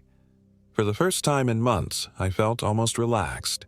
The wine and exhaustion from travel pulled me towards sleep despite the unfamiliar environment. I woke to absolute silence. The sudden absence of sound was more jarring than any noise could have been. No frogs, no insects, no splash of water life, just oppressive quiet that pressed against my eardrums like cotton. My phone showed 3:17 a.m. "Becca," I whispered. No response. I unzipped my tent and peered out. Her tent was dark, no movement visible through the fabric. The fire had died to glowing embers, casting weird shadows that seemed to move independently. That's when I noticed my sleeping bag was damp. Not from condensation. This was warm moisture that hadn't been there when I'd gone to sleep. I touched the fabric and my fingers came away sticky. In the dim light from my phone's screen, the substance looked dark. My heart began hammering as I climbed fully out of the tent. The silence was so complete it felt supernatural, as if the swamp itself was holding its breath. I grabbed a flashlight and swept it across the campsite. Rebecca's tent was empty. The zipper hung open, the sleeping bag inside rumpled but cold to the touch. Her boots were still beside the entrance, her jacket draped over a camp chair. "Rebecca," I called, louder now. My voice seemed to be absorbed by the darkness, carrying no distance at all. I checked the perimeter of the island, following the shoreline with my flashlight beam. The water looked different somehow. Thicker, almost viscous. Bubbles rose to the surface in patterns that seemed too regular to be natural. A splash echoed from across the channel, back toward the trail. Relief flooded through me. Rebecca had probably just gone to use the bathroom or get something from the car. It was inconsiderate not to leave a note, but she'd always been impulsive. I settled back into my tent to wait, but sleep wouldn't come. The silence persisted, broken only by my own breathing and heartbeat. I checked my phone repeatedly. watching minutes crawl by. 4 a.m., 4 to 30. 5. Dawn came as a gradual graying rather than sunrise. Thick clouds and canopy blocked most direct sunlight. Rebecca still hadn't returned. I made coffee on our portable stove, hoping the familiar ritual would calm my nerves. The normal sounds of the swamp had resumed with daylight. Birds calling, insects humming, the occasional plop of something entering the water. But there was still no sign of my friend. By 9 a.m., I was genuinely worried. I packed a day bag and set off across the channel, retracing our route from the previous evening. The trail looked different in daylight. Older somehow, the boards more weathered and warped. Several planks were completely missing, forcing me to leap across gaps of dark water. I called Rebecca's name every few minutes, my voice echoing strangely in the confined space between the cypress trunks. Something large moved in the water parallel to the trail, keeping pace with me but staying just out of sight. Every time I stopped to look, the movement stopped too. The parking area was empty except for Rebecca's car. I peered through the windows. Her purse was on the passenger seat, keys in the ignition. My unease deepened into genuine fear. Rebecca was responsible, organized. She wouldn't just wander off without telling me. I tried calling 911, but my phone showed no service. The nearest house was probably miles away. I stood beside the car trying to decide what to do when I heard my name being called from the direction of the trail. "Sarah, Sarah, where are you?" Rebecca's voice, but somehow wrong. The tone was too flat, emotionless, and it seemed to be coming from multiple directions at once, as if several people were calling simultaneously. "Becca, where have you been?" I shouted back, hurrying toward the trailhead. The voice came again, more distant now. "I'm hurt, Sarah. I need help." I followed the sound back onto the trail, moving as quickly as I dared on the treacherous boards. The calling continued intermittently, always just ahead of me, just around the next bend, but when I reached each spot there was no sign of Rebecca. "Sarah, please." This time the voice came from behind me. I spun around, nearly losing my balance, nothing but empty trail stretching back toward the parking area. "This isn't funny, Becca." My voice cracked with strain. A splash to my left made me turn. Something pale moved between the cypress roots about 20 feet away. I aimed my flashlight into the shadows and saw what looked like a human figure standing waist-deep in the murky water. "Rebecca!" The figure turned toward me and my blood froze. It was Rebecca. Her face, her hair, her clothes from yesterday. But her eyes were completely black, no white visible at all, and her mouth was stretched in a smile too wide for human anatomy, revealing teeth that seemed to go on forever. The thing that looked like my friend began wading toward the trail, moving with an unnatural smoothness through the water. Its smile never wavered, and those terrible black eyes never blinked. I ran. My feet pounded on the wooden planks as I fled toward the island, not caring about the gaps or the rotting boards that sagged under my weight. Behind me, I could hear splashing as the thing followed, but when I risked a glance back, the trail was empty. I reached the channel in record time and plunged into the water without stopping. Something grabbed my ankle as I crossed, fingers that felt too long, too cold. I kicked free and scrambled up the muddy bank of the island, not stopping until I reached our campsite. Both tents were gone. The fire ring was cold and overgrown with moss, as if it hadn't been used in years. Even our gear had vanished, leaving no trace we'd ever been there. But that was impossible. I'd been here less than 2 hours ago. I'd made coffee on our stove, used our bathroom kit. Now the island looked completely wild, untouched by human presence. My mind reeled, trying to process what I was seeing. Hallucination? Some kind of psychotic break brought on by stress and isolation. The therapist had warned me that severe PTSD could cause episodes of dissociation. A branch snapped behind me. I turned to see Rebecca, the real Rebecca, not the horrible thing with black eyes, emerging from the tree line. She looked exactly as she had yesterday, down to the same clothes and worried expression. "Sarah, thank God. I've been looking everywhere for you. Why did you run off like that?" "What?" I stared at her in disbelief. "You're the one who disappeared. I woke up and your tent was empty." "What tent? We haven't set up camp yet. We just got here 20 minutes ago." Rebecca looked genuinely confused. "You said you needed to explore the island first, remember? Then you just wandered into the woods and didn't come back." I looked around wildly. She was right. There was no sign of our campsite, no evidence we'd spent the night here. But I remembered everything clearly. Setting up the tents, the fire, our conversation about my divorce. "What time is it?" I asked weakly. Rebecca checked her watch. "Almost 6 p.m. The sun's going to set soon. We should really get our camp set up." 6 p.m., Friday evening. But that was impossible. We'd arrived yesterday. I'd spent the night here, woken at 3 a.m., searched for her all morning. Unless… "What day is it, Becca?" "Friday, October 13th. Sarah, are you feeling okay? You look pale." October 13th, the day we'd arrived. Had I imagined the entire night? Was I having some kind of breakdown? Rebecca was already unpacking her gear, chattering about the perfect campsite she'd found. "I've been here 4 times before, and this spot never gets old. We'll have the whole island to ourselves." I watched her set up the same dome tent in the same location I remembered from before. Everything was exactly as it had been, or as it would be. My head spun, trying to make sense of the temporal displacement. "Sarah, you're scaring me a little. Maybe we should head back. You've been through a lot with the divorce." "No." The word came out sharper than I intended. I couldn't explain what was happening, but I was certain of one thing. We needed to leave this place immediately. I mean, yes, let's go back to town. I'm not feeling well. Rebecca's face fell.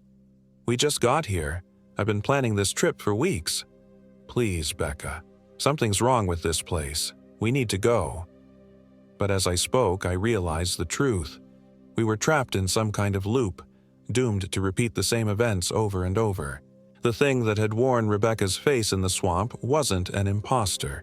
It was her future self, twisted by whatever force controlled this island. "I'm not leaving," Rebecca said firmly. "You're obviously having some kind of anxiety attack. Why don't you sit down and have some water?" She continued setting up camp as if I hadn't spoken. I stood frozen, watching her go through the exact same motions I remembered from before. Soon, she'd suggest we sit by the fire and talk. She'd ask about the divorce, and I'd tell her about my nightmares. Then I'd go to sleep and wake at 3:17 a.m. to find her gone, unless I could break the cycle somehow. "Becca, listen to me very carefully. Something is going to happen tonight. You're going to disappear, and something else is going to take your place." She laughed, but I caught a flicker of unease in her eyes. "You sound like Marcus with his conspiracy theories. Next, you'll be telling me about the Honey Island monster." The Honey Island monster. She'd mentioned it the first time, too, in exactly the same way. Every detail was repeating perfectly. Night fell with the same tropical suddenness. Rebecca built a fire in the same ring of stones, settled into her camping chair with the same beer. But this time, I was watching for the signs I'd missed before. Her movements were slightly off. Too precise, too mechanical. When she laughed at something I said, the sound continued a beat too long, and her eyes kept darting to the darkness beyond our circle of light, as if she was waiting for something. "Tell me about the divorce," she said on cue, but instead of responding, I asked, "What happened to the real Rebecca?" Her friendly mask slipped for just a moment, revealing something cold and alien underneath. Then the smile was back, too wide and bright. "What do you mean? I'm Rebecca, your college roommate. We lived in Morrison Hall junior year, remember?" "What was our RA's name?" She hesitated. Jennifer? Wrong. It was Maria Santos. She caught us sneaking back from that party and made us write a 10-page essay on responsible decision-making. The thing wearing Rebecca's face tilted its head like a curious bird. "Memory can be tricky after trauma. The divorce has affected you more than you realize." "Where is she?" I demanded. "What did you do with my friend?" "I am your friend." But the voice was subtly different now, flatter, with an odd echo. "I've always been your friend. I brought you here because you need help." I stood up abruptly, backing away from the fire. "Help with what?" "Your pain. Your fear. Your broken mind that creates nightmares and sees monsters in every shadow." The Rebecca thing rose as well, moving with that same unnatural smoothness I'd seen in the swamp. "I can take it all away. Make you forget the divorce, the loneliness, the terror that keeps you awake at night." "By doing what? Trapping me here forever?" "Time has no meaning in this place. You could live 1,000 perfect days, each one exactly as you need it to be. No more pain, no more anxiety, no more fear." The offer was tempting, more tempting than it should have been. Part of me wanted to accept, to sink into the comfortable delusion and let this creature ease my suffering. But I thought of the real Rebecca, wherever she was, and found strength I didn't know I possessed. "I choose the pain," I said. "I choose the fear. It's better than this lie." The Rebecca thing's face began to change, features shifting like melting wax. "You can't leave, Sarah. The island won't let you. It needs to feed, and your anguish is so much sweeter than most." I ran toward the channel, hoping to reach the trail before whatever this thing truly was could stop me. But the water was gone. Where the channel had been, solid ground stretched unbroken to the mainland. The island had somehow expanded, or the geography had rearranged itself. Behind me came a sound like breaking glass mixed with screaming wind. I didn't look back, crashing through undergrowth that scraped my arms and face. The trees seemed to shift and move, blocking paths that had been clear moments before.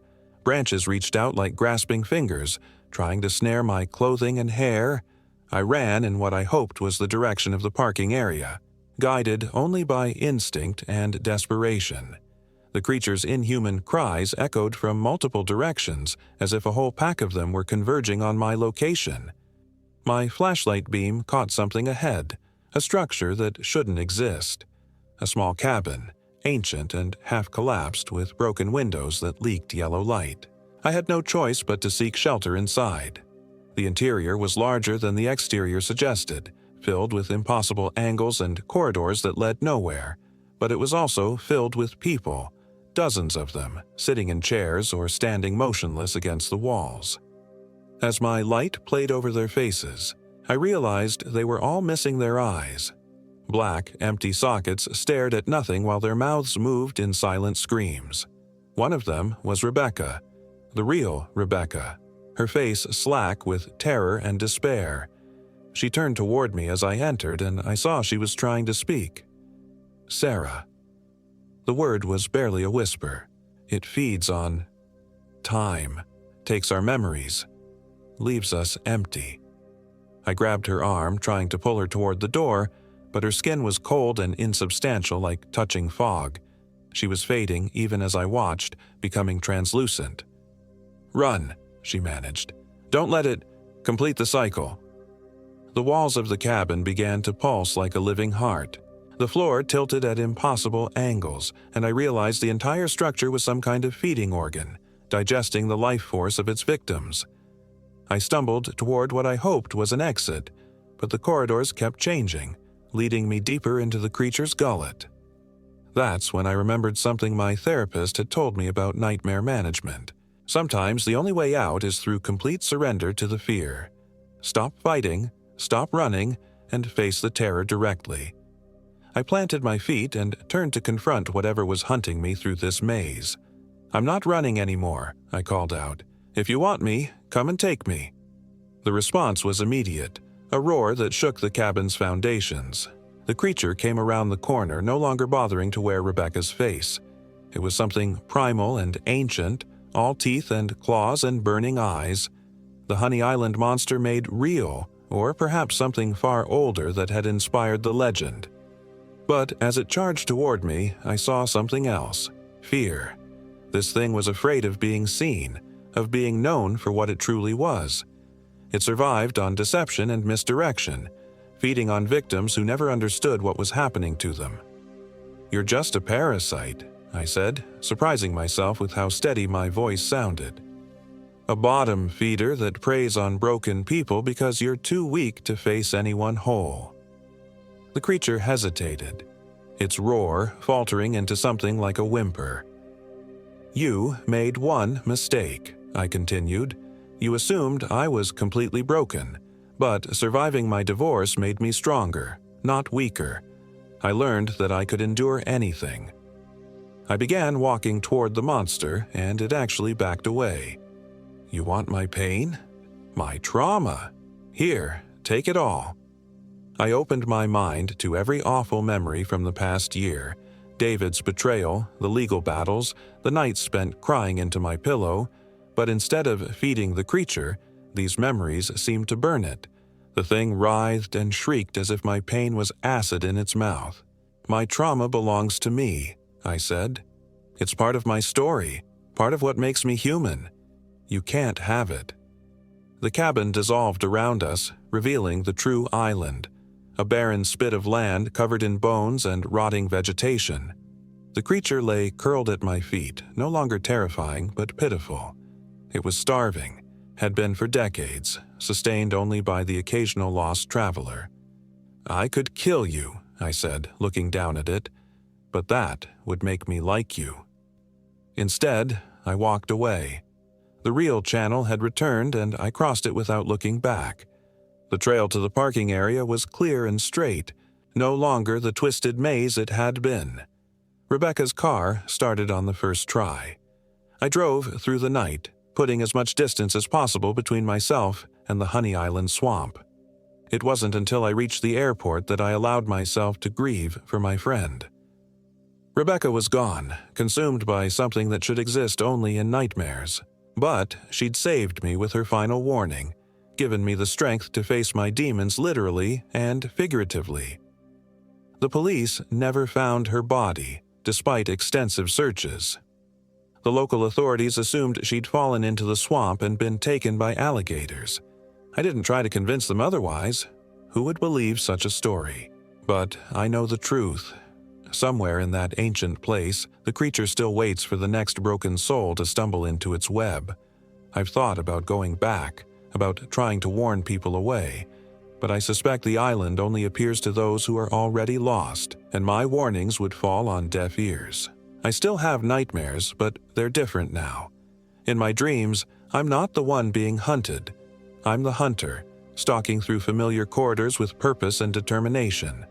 My therapist says it's a sign of healing, of integrating my trauma into a narrative of survival rather than victimhood. She's probably right. But sometimes, when I wake from those dreams, I catch a whiff of swamp water and Spanish moss on the morning air. And I wonder if the creature is still out there, still hungry, still waiting for someone else to fall into its trap. If you ever find yourself in the Louisiana wilderness, be careful of places that seem too perfect, too isolated.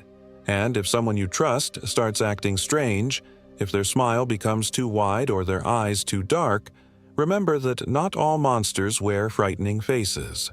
Some wear the faces of friends.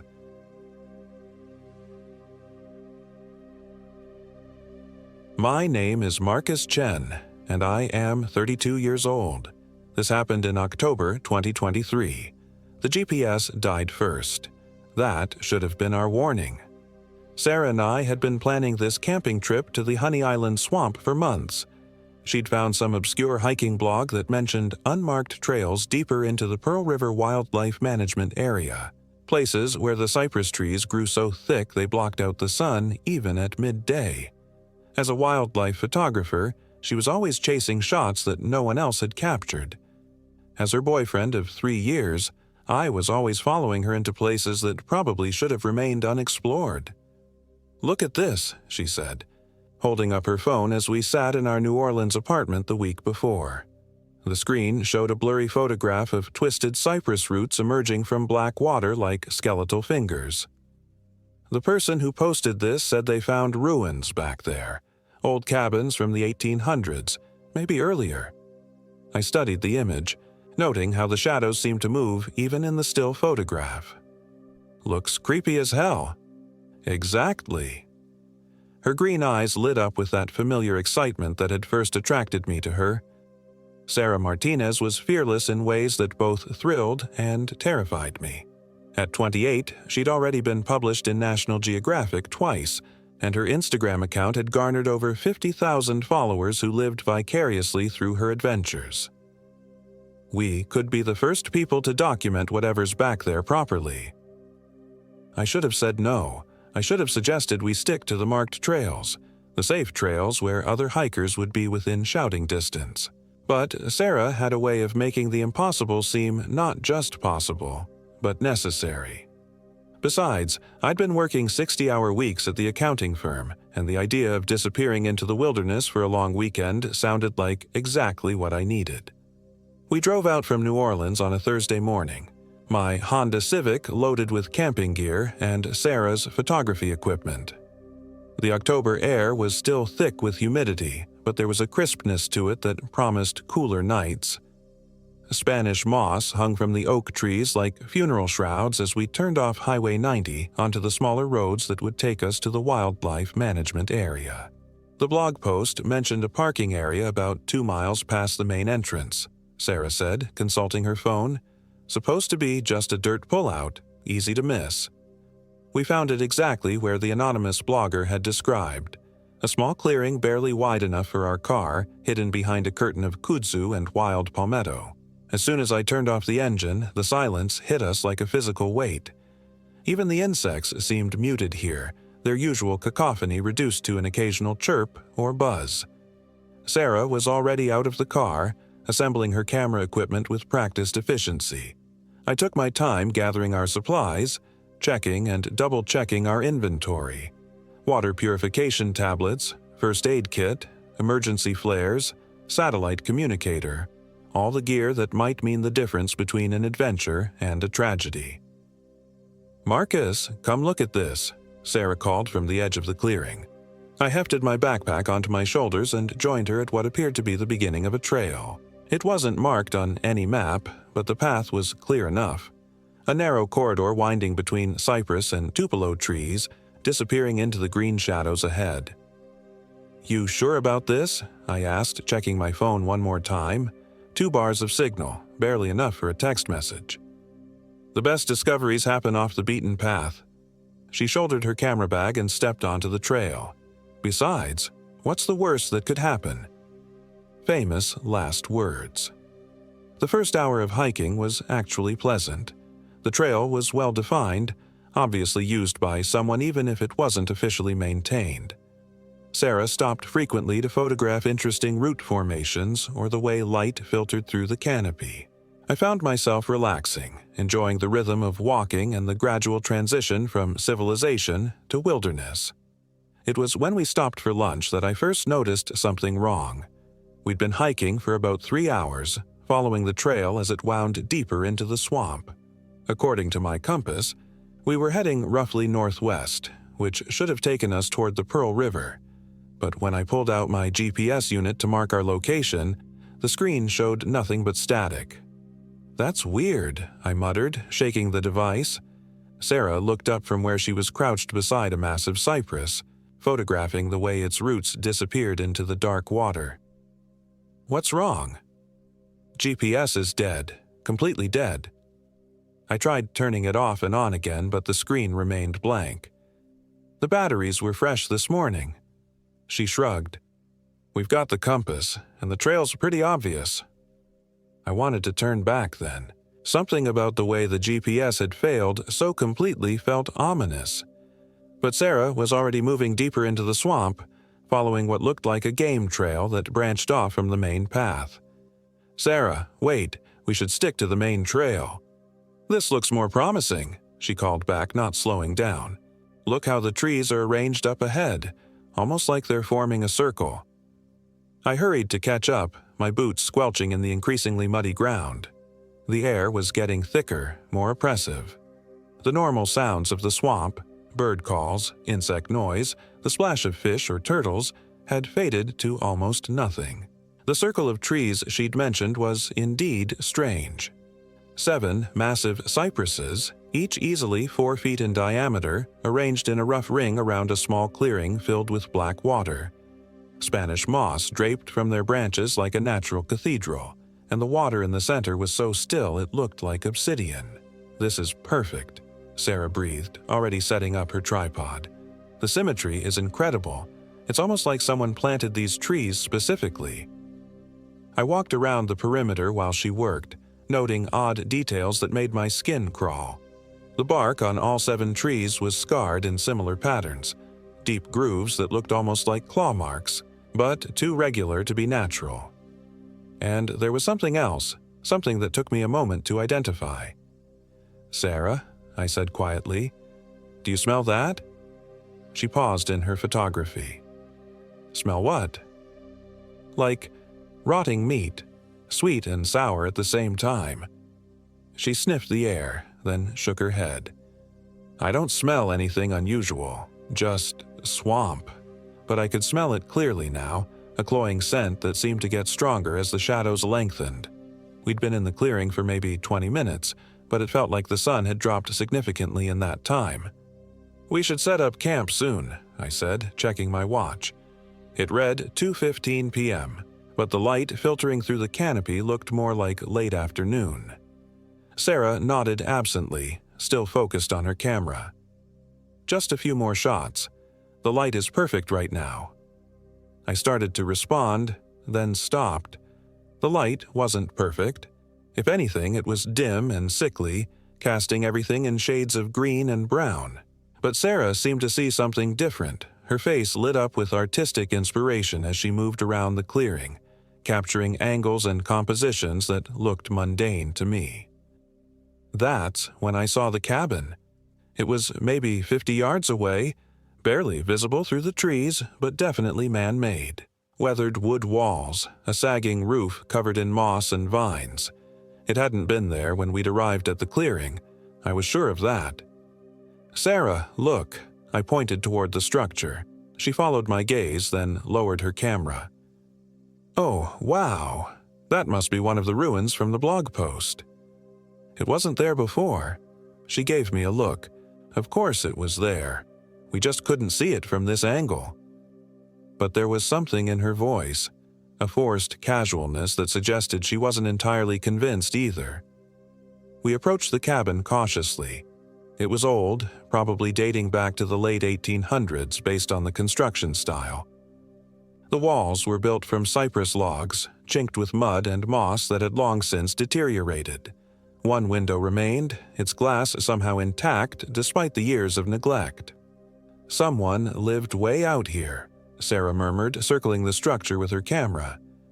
"Must have been completely isolated." I peered through the window, cupping my hands around my eyes to block the glare. The interior was surprisingly well preserved, as if the swamp's humidity had mummified rather than rotted the contents. A rough wooden table sat in the center of the single room, and shelves lined one wall, still holding what looked like preserving jars filled with unidentifiable contents. "We should camp here tonight," Sarah said suddenly. "This is incredible. Imagine the photos I could get at dawn, with the mist rising from the water." "Absolutely not." The words came out harsher than I'd intended. "This place gives me the creeps. We should head back to the main trail and find a proper campsite." She stared at me, surprised by my vehemence. "Marcus, this is exactly what we came here for. When will we get another chance to document something like this?" I wanted to tell her about the smell that was getting stronger, about the way the light seemed wrong, about the growing certainty that we were being watched. Instead, I compromised. "Fine, but not right here. Let's set up camp back by the circle of trees. At least there we're not right on top of whatever happened in that cabin."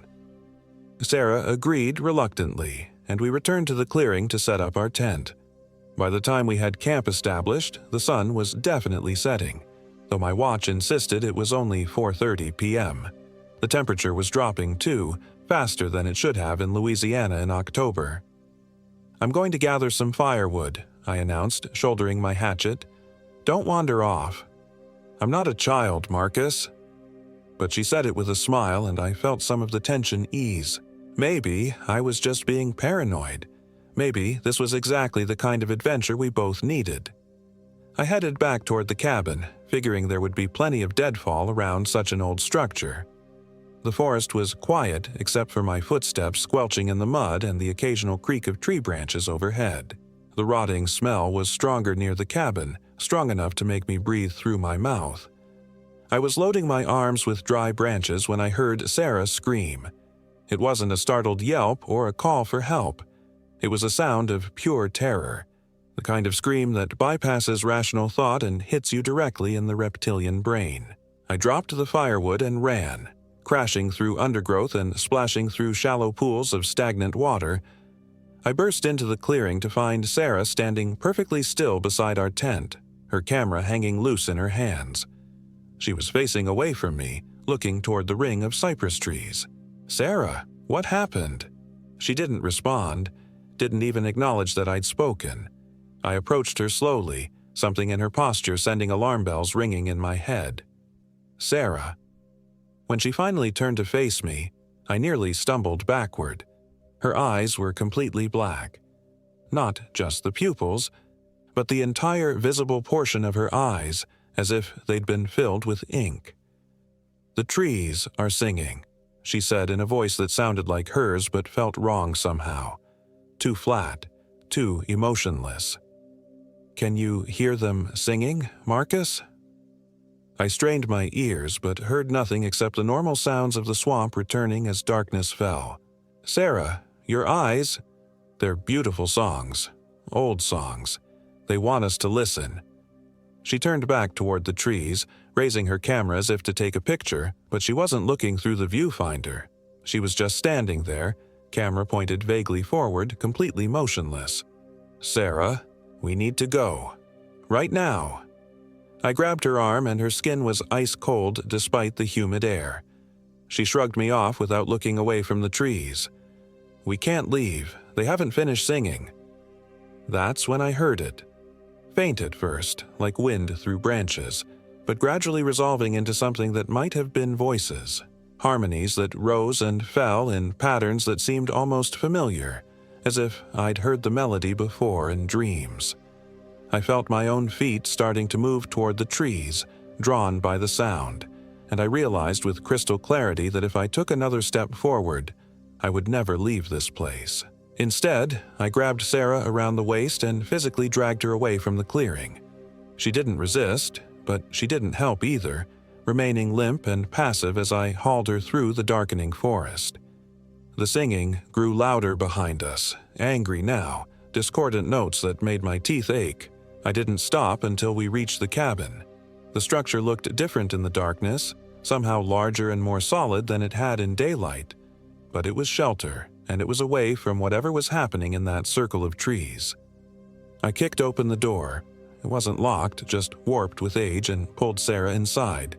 The interior smelled like old wood and something else, something organic and unpleasant that I tried not to think about.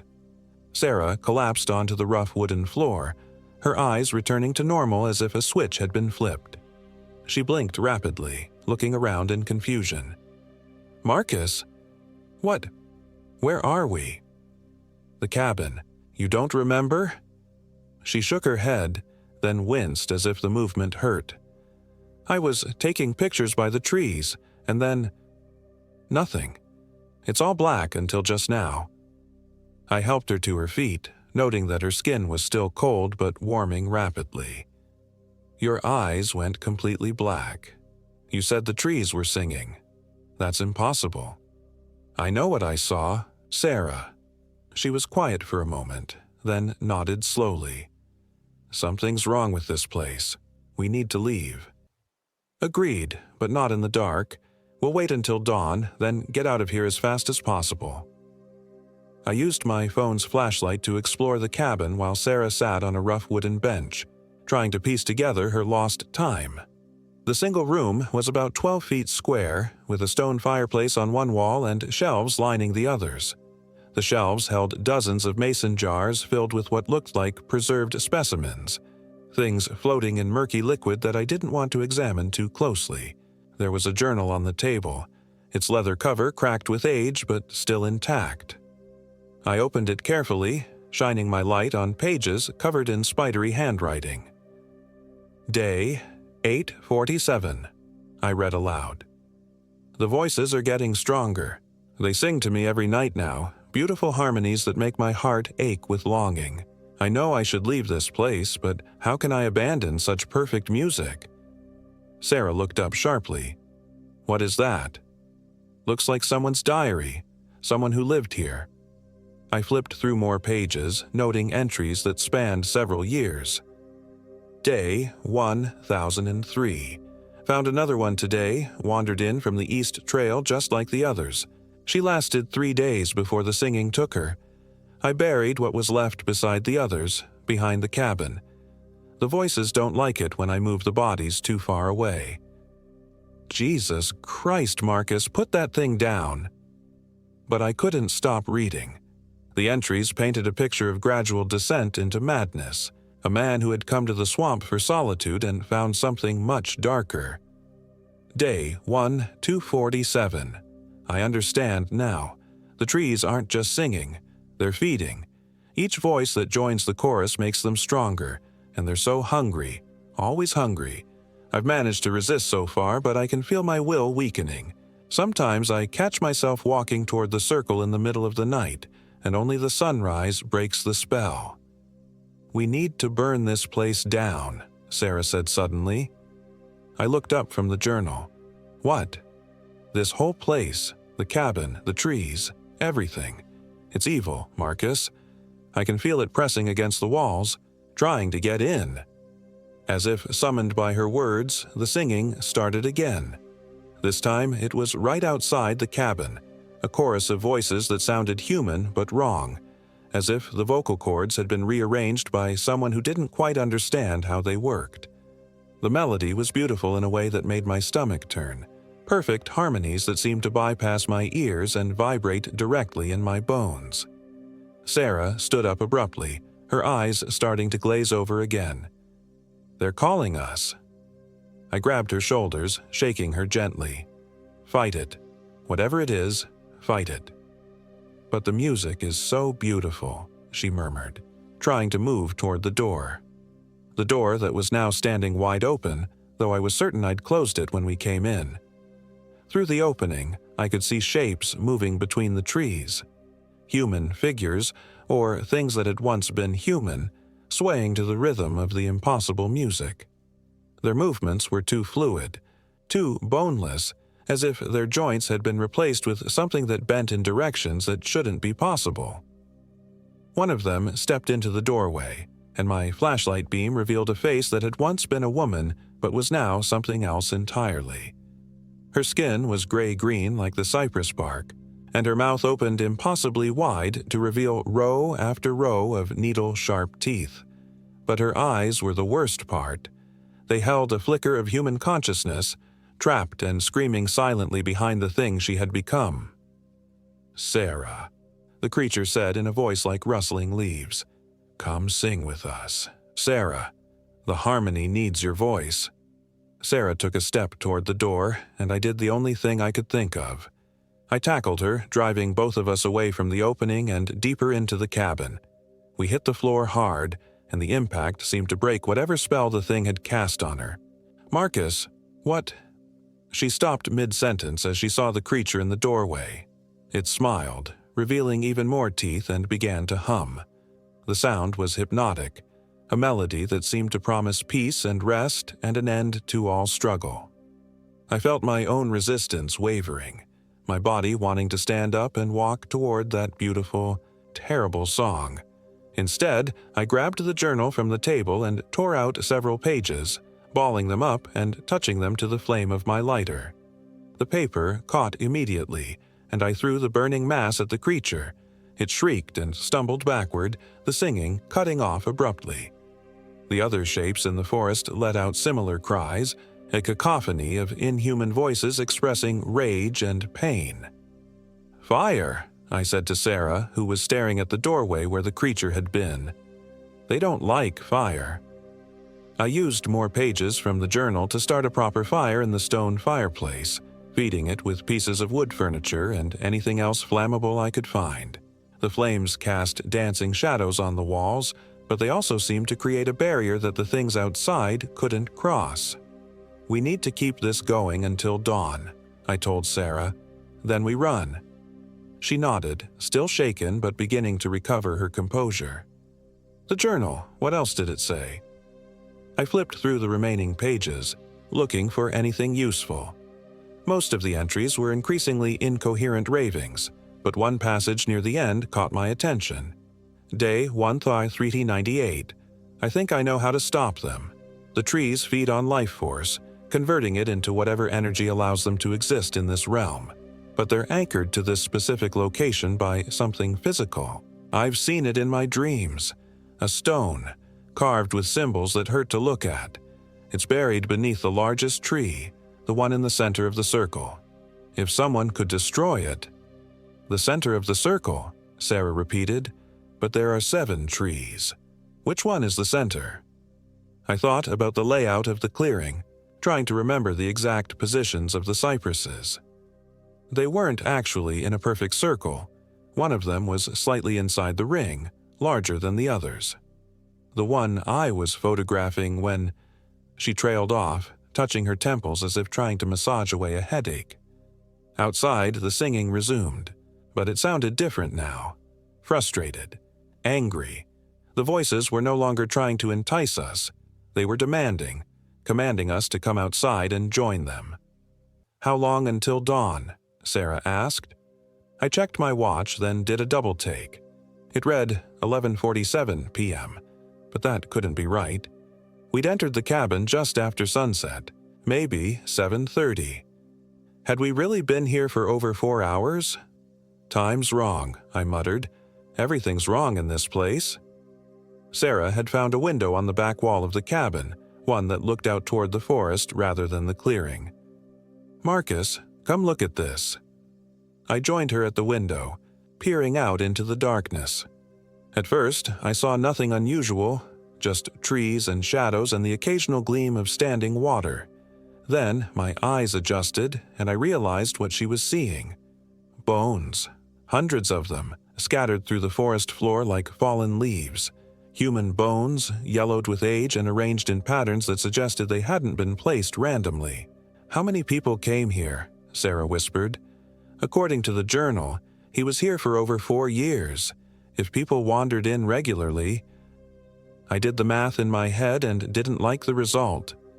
A new sound joined the singing, footsteps circling the cabin, accompanied by the scrape of claws or fingernails against wood.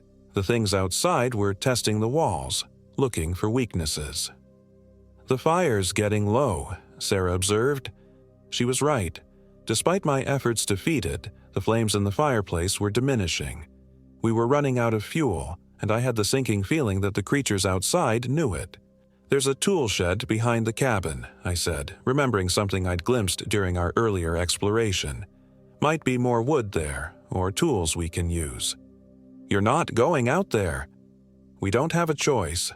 The fire dies, we die." Sarah was quiet for a moment, then nodded grimly. "I'm coming with you." "No, stay here. Keep the fire going. If I'm not back in 10 minutes, barricade the door and wait for dawn." Before she could argue, I grabbed my hatchet and headed for the back window. It was small, but I managed to squeeze through, dropping into the bone-littered forest behind the cabin. The singing was louder out here, coming from multiple directions as if the creatures were surrounding the building. I moved as quietly as possible toward the shed, trying to step only on solid ground and avoid the patches of bone that would crunch underfoot. The shed was maybe 30 feet from the cabin, its door hanging open on rusted hinges. Inside, I found exactly what I'd hoped for: a cord of seasoned firewood, along with various tools that the cabin's former occupant had used to maintain his isolated existence. I also found something else: a pickaxe, its head sharp despite years of disuse. The stone.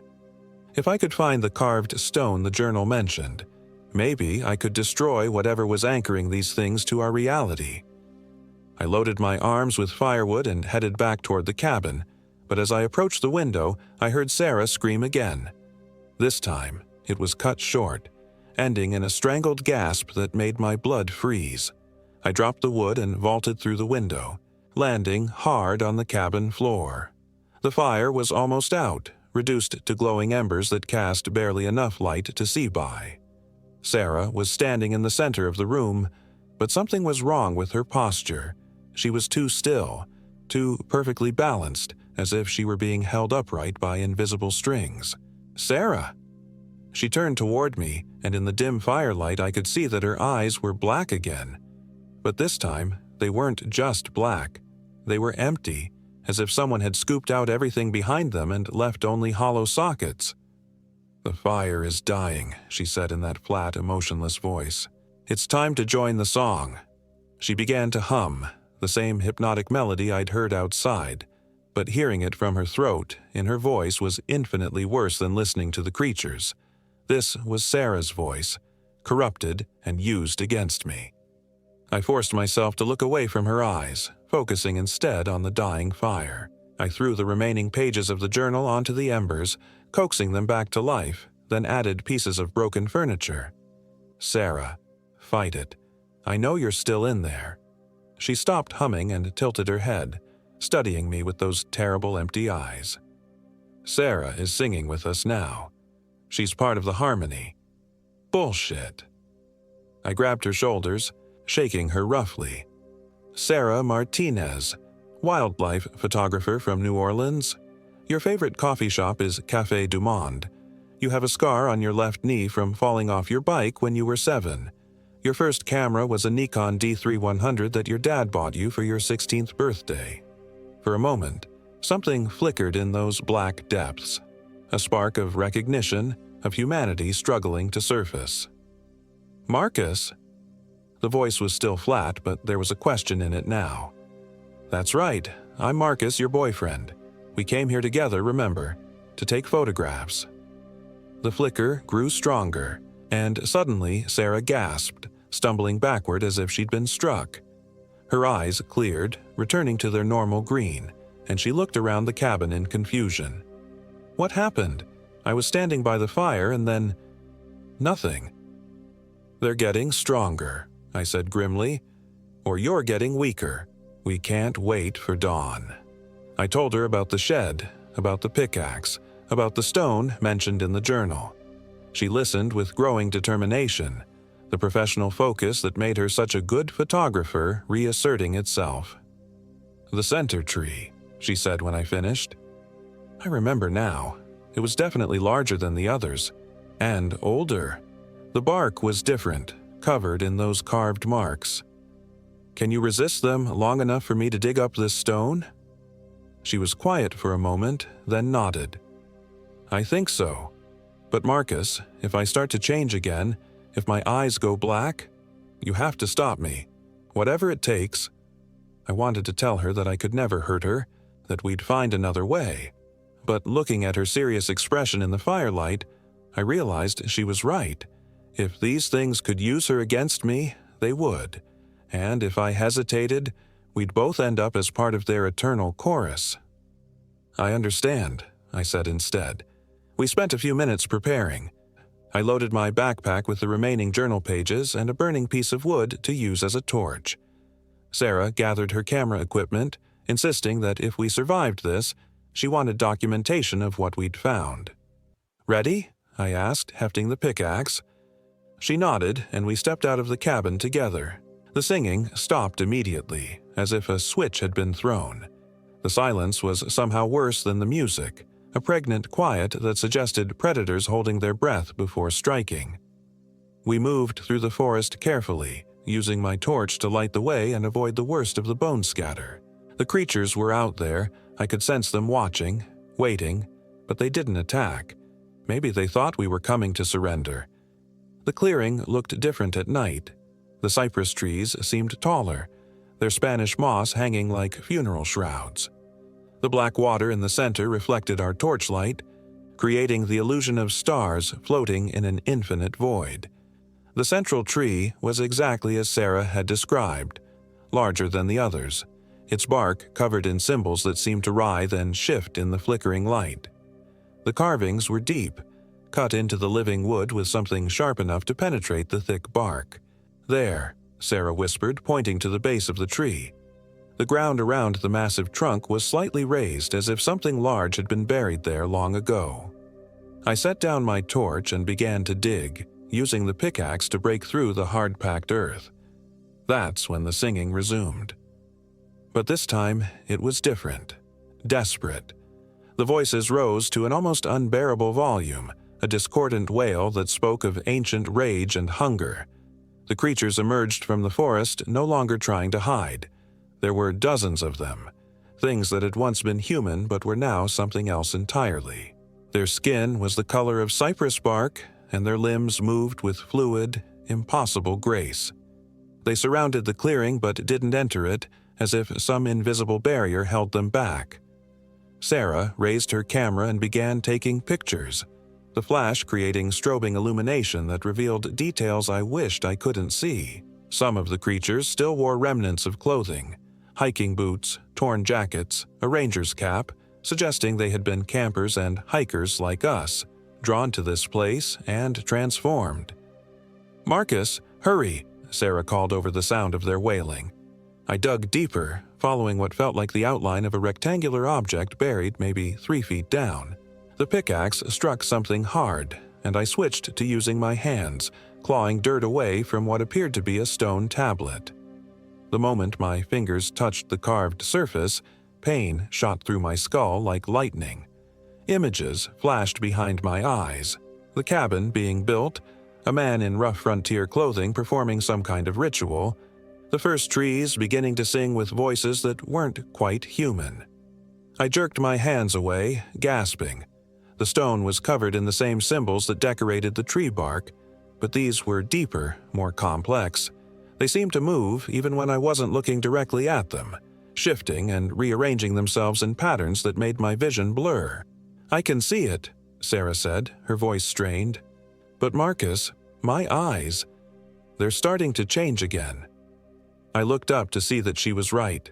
The blacks of her eyes were expanding, slowly but steadily consuming the green. She was fighting it, her face twisted with concentration and effort, but she was losing. The creatures had begun to move closer, testing whatever barrier kept them from entering the clearing. One of them, a thing that might once have been a young man, stepped across the invisible line and immediately burst into flames. It screamed and thrashed, but the fire didn't spread to the others. Instead, they watched with hungry eyes as their companion burned. The barrier's weakening, I realized. Whatever's keeping them out is connected to the stone. I raised the pickaxe, preparing to bring it down on the carved tablet, but Sarah grabbed my arm. "Wait!" Her voice was becoming flat again, emotionless. "The song is so beautiful, Marcus. Don't you want to hear how it ends?" Her eyes were completely black now, and her grip on my arm was inhumanly strong. But unlike before, she wasn't trying to stop me from destroying the stone. She was trying to delay me, to give the creatures time to break through their barrier. I looked into those empty black eyes and saw no trace of the woman I loved. Sarah was gone, consumed by whatever force animated this place. The thing wearing her face smiled with her mouth and spoke with her voice, but it wasn't her. "I'm sorry," I whispered and brought the pickaxe handle down hard across her temple. She collapsed without a sound, her eyes returning to normal as consciousness fled. I caught her body as it fell, lowering her gently to the ground beside the partially excavated stone. The creatures let out a collective howl of rage, and several more crossed into the clearing. These didn't burn. The barrier was definitely failing. I raised the pickaxe above the stone tablet, and for a moment, I hesitated. The journal had said this might stop them, but it had also been written by a man slowly going insane. What if destroying the stone made things worse? What if it released whatever force was contained here? Then I looked at Sarah's unconscious form, at the bone-littered forest, at the approaching creatures with their hungry eyes and impossible anatomy. Whatever happened next couldn't be worse than this. I brought the pickaxe down with all my strength. The moment the metal struck the carved stone, the world exploded into light and sound. The tablet cracked along hidden fault lines, revealing a pulsing red glow from within. The glow intensified, becoming so bright I had to close my eyes, and the singing rose to a crescendo that felt like it might shatter my skull. Then, suddenly, silence. I opened my eyes to find the clearing empty except for Sarah and myself. The creatures were gone, along with their impossible singing. Even the oppressive atmosphere that had pressed down on us since our arrival had lifted, replaced by the normal sounds of a Louisiana swamp at night. Sarah stirred, touching her temple where I'd struck her. "Marcus, what happened?" "It's over," I said, though I wasn't entirely sure what it had been. "The stone is destroyed. They're gone." She sat up slowly, looking around the clearing with confusion. "I remember. They were in my head. I could feel them trying to make me into something else." She shuddered. "Did you really hit me?"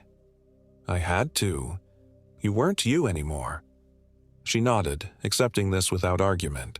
"Thank you for fighting for me when I couldn't fight for myself."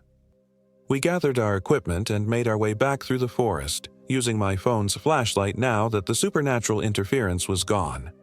The bones were still there, scattered through the undergrowth like a memorial to all the people who hadn't been as lucky as us.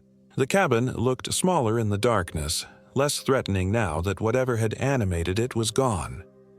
We decided to spend the rest of the night there rather than trying to navigate the swamp trails in darkness, but we kept a fire burning just in case. Dawn came with normal Louisiana humidity and the sound of birds calling from the cypress trees. We packed quickly and retraced our steps to the main trail, then back to our car. The Honda started on the first try, and within an hour, we were back on Highway 90, putting distance between ourselves and the Honey Island swamp. "Are we going to tell anyone?" Sarah asked as we drove through the small town of Slidell. I thought about it. The police, the Park Service, the media. Who would believe us? And more importantly, who would believe us and still stay away? The last thing I wanted was to create some kind of supernatural tourist attraction. "The bones," I said finally. "We have to report the bones. Those people deserve proper burials." She nodded, but not the rest of it. Not the other things. No, not the other things. We drove back to New Orleans in relative silence, both of us processing what we'd experienced. Sarah stared out the passenger window at the passing landscape, occasionally touching her temple where a small bruise was forming. "The photos," she said suddenly as we crossed the bridge over Lake Pontchartrain. "I took dozens of pictures back there." I'd forgotten about her camera in all the chaos. "Did any of them come out?" She powered on her digital camera and began scrolling through the images. Her face grew pale as she reviewed them. "Marcus, look at this." She held the camera so I could see the display while keeping my eyes on the road. The image showed the circle of cypress trees, but in the photograph, they didn't look like trees at all. They appeared to be massive figures, 7 humanoid shapes with arms raised toward the sky, eerie, their faces twisted in expressions of eternal anguish. "That's impossible," I breathed. She clicked to the next image. This one showed the creatures surrounding the clearing, but in the photograph, they looked like normal people. Hikers in modern clothing, families on camping trips, solo adventures with backpacks and walking sticks. All of them had the same expression, mouths open as if singing, eyes reflecting the camera flash like those of nocturnal animals. "They were people," Sarah whispered. "All of them were just people who came here and got trapped." The final photos were the most disturbing. They showed the stone tablet I'd destroyed, but the carvings were moving in the still images, rearranging themselves into new patterns between one frame and the next. In the last photo, taken just before I'd struck the stone with the pickaxe, the symbols had formed themselves into something almost readable. The song never ends. Sarah deleted the photos without being asked, reformatting the memory card to make sure they couldn't be recovered. Some things weren't meant to be documented. We made the anonymous tip about the bones from a gas station payphone outside the city, giving the authorities enough information to find the clearing but not enough to trace the call back to us. Within a week, news reports began appearing about the mysterious bone discovery in the Pearl River Wildlife Management Area. The official explanation was that it was likely a Native American burial ground, possibly dating back several centuries. I never corrected them. Sarah quit wildlife photography after that. She said she'd lost her appetite for remote places, for the thrill of discovering somewhere no one else had been. She took a job with a commercial studio in the French Quarter, shooting weddings and portraits. Safe subjects. Predictable subjects. I understood completely. I'd started having nightmares about singing trees and black water, dreams where I could hear Sarah's voice calling to me from somewhere dark and far away. The dreams always ended the same way, with me walking toward that voice, unable to stop myself, while something that looked like Sarah but wasn't. Sarah smiled at me with too many teeth. We never talked about what happened in detail. There was an unspoken agreement between us that some experiences were better left unexamined. But sometimes, late at night, I would catch her staring out the window of our apartment, and I knew she was thinking about the same things I was. About the journal entry that had mentioned the trees feeding on life force, about how destroying the stone had stopped the creatures but hadn't brought back any of the people they'd consumed, about the possibility that somewhere out there, in some other remote corner of Louisiana, another set of trees was learning to sing. 3 months after our trip, Sarah and I were married in a small ceremony in Jackson Square. We'd both realized that life was shorter and more fragile than we'd previously understood, and that waiting for the perfect moment was a luxury we couldn't afford. But even on our wedding day, as we exchanged vows under the shadow of St. Louis Cathedral, I found myself listening for harmonies that shouldn't exist, watching for movements in my peripheral vision that might signal something following us back from the swamp. Because the truth was, I wasn't entirely sure we'd escaped. The stone was destroyed, the creatures were gone, but that didn't mean we were free. Sometimes I would wake up humming a melody I didn't recognize, beautiful harmonies that made my heart ache with longing. And sometimes, just for a moment, Sarah's eyes would look different in certain light, not black like they'd been in the clearing, but deeper somehow, as if something was looking out through them. We never went camping again, never even left the city limits for recreational purposes. New Orleans became our entire world, an urban fortress against whatever might be waiting in the wild places beyond. But cities have their own dangers, their own dark corners where impossible things might take root. And late at night, when the sounds of traffic and humanity fade to a whisper, I sometimes think I can hear singing in the distance, voices raised in perfect harmony, calling out to anyone who might be listening. The song never ends, after all. It just finds new throats to sing it. I keep telling myself that what we experienced was an isolated incident, a pocket of supernatural activity contained to that specific location. The rational part of my mind insists that destroying the stone severed whatever connection allowed those things to exist in our reality. But rationality is a luxury I lost in a cypress grove on the edge of the Honey Island swamp. Now I know that there are thin places in the world, spots where the boundary between what is and what shouldn't be grows dangerously weak. And I know that some of those places are hungry. Sarah and I have built a good life together in the 3 years since our encounter. We have a nice apartment in the Garden District, steady jobs, friends who make us laugh. On the surface, we're just another young couple navigating the complexities of marriage and career in a vibrant city. But we both carry scars that no one else can see. Sarah's camera equipment sits unused in a closet, gathering dust. I've developed a phobia of forests that keeps me awake some nights, imagining the sound of wind through leaves as something more sinister. And sometimes when the moon is dark and the air is thick with humidity, we both hear the singing. It's faint, barely audible over the ambient noise of the city, but it's there. A harmony that seems to come from everywhere and nowhere, beautiful and terrible and utterly wrong. On those nights, we hold each other a little tighter and wait for dawn, knowing that somewhere out there, the trees are still learning new songs. The Honey Island Swamp is officially closed to camping now, though the Park Service won't say why. The official reports mention environmental concerns and ongoing archaeological investigations, but I know the real reason. They found more than just bones in that clearing. I monitor the local news obsessively, watching for reports of missing hikers or strange occurrences in Louisiana's wilderness areas. Most disappearances have mundane explanations: people getting lost, accidents, the normal tragedies that claim lives in wild places every year, but some don't. Some involve groups of experienced outdoors enthusiasts who vanish without a trace, leaving behind campsites that show no signs of struggle. Some mention witnesses reporting unusual sounds in the forest at night, harmonious voices that seem to come from the trees themselves.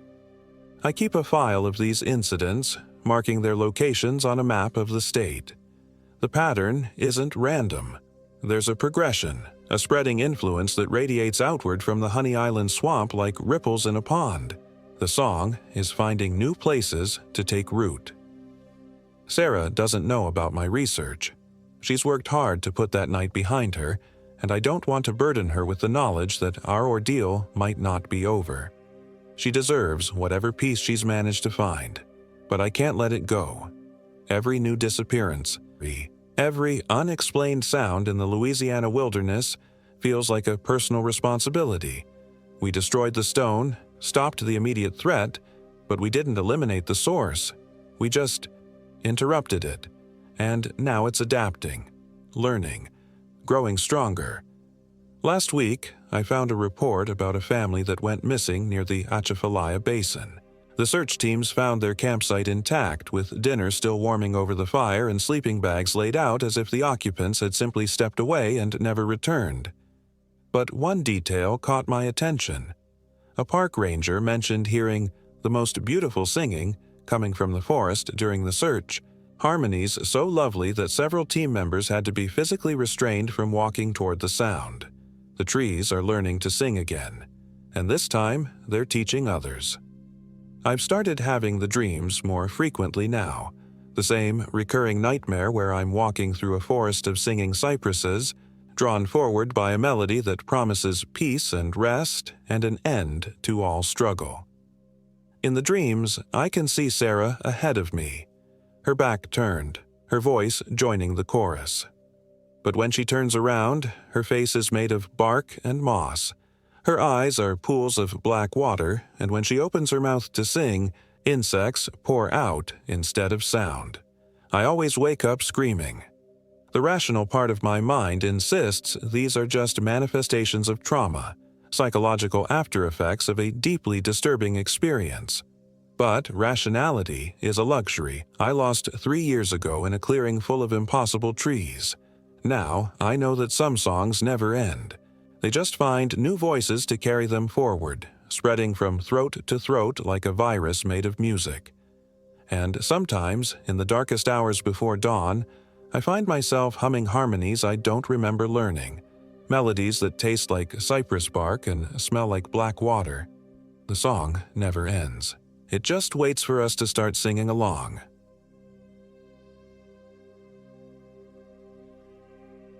My name is Marcus Chen, and I am 29 years old. This happened in October 2023. The invitation came through LinkedIn of all places. A message from someone named Vincent Thibodeau claiming to be a documentary filmmaker looking for authentic voices to participate in a week-long survival experience in Louisiana's Honey Island Swamp. The pay was good, $3,000 plus expenses, and after 6 months of unemployment following the tech layoffs, I needed the money badly enough to ignore the red flags. Vincent had contacted 4 of us total: myself, a former software engineer, Sarah Martinez, an environmental blogger from Austin, Jake Morrison, a personal trainer from Denver, and Rebecca "Becca" Walsh, a freelance photographer from Portland. We were supposed to meet at a boat launch near Slidell on a Monday morning in late October, then spend 5 days documenting our authentic wilderness experience, while Vincent filmed everything for what he called a new kind of reality content. I should have backed out when I saw Vincent in person. The man who greeted us at the murky boat launch looked nothing like his polished LinkedIn photo. This Vincent was gaunt, hollow-eyed, with yellowed teeth and fingernails bitten down to the quick. His camera equipment looked expensive but ancient, the kind of bulky video cameras they stopped making 15 years ago. When Sarah asked about permits and safety protocols, he just laughed, a sound like grinding glass. "The swamp don't care about permits, Chair," he said in an accent that seemed to thicken whenever he wanted to deflect a question. "Y'all signed them waivers. That's all the paperwork we need." The boat ride into the swamp took 2 hours, winding through increasingly narrow channels choked with Spanish moss and cypress stumps. Vincent's boat was an old aluminum john boat with an outboard motor that coughed black smoke.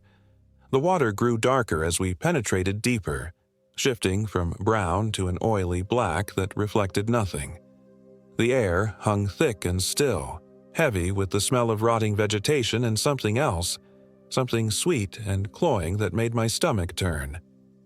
"This here's the deep swamp," Vincent announced as we approached what looked like solid land but was actually a floating island of vegetation.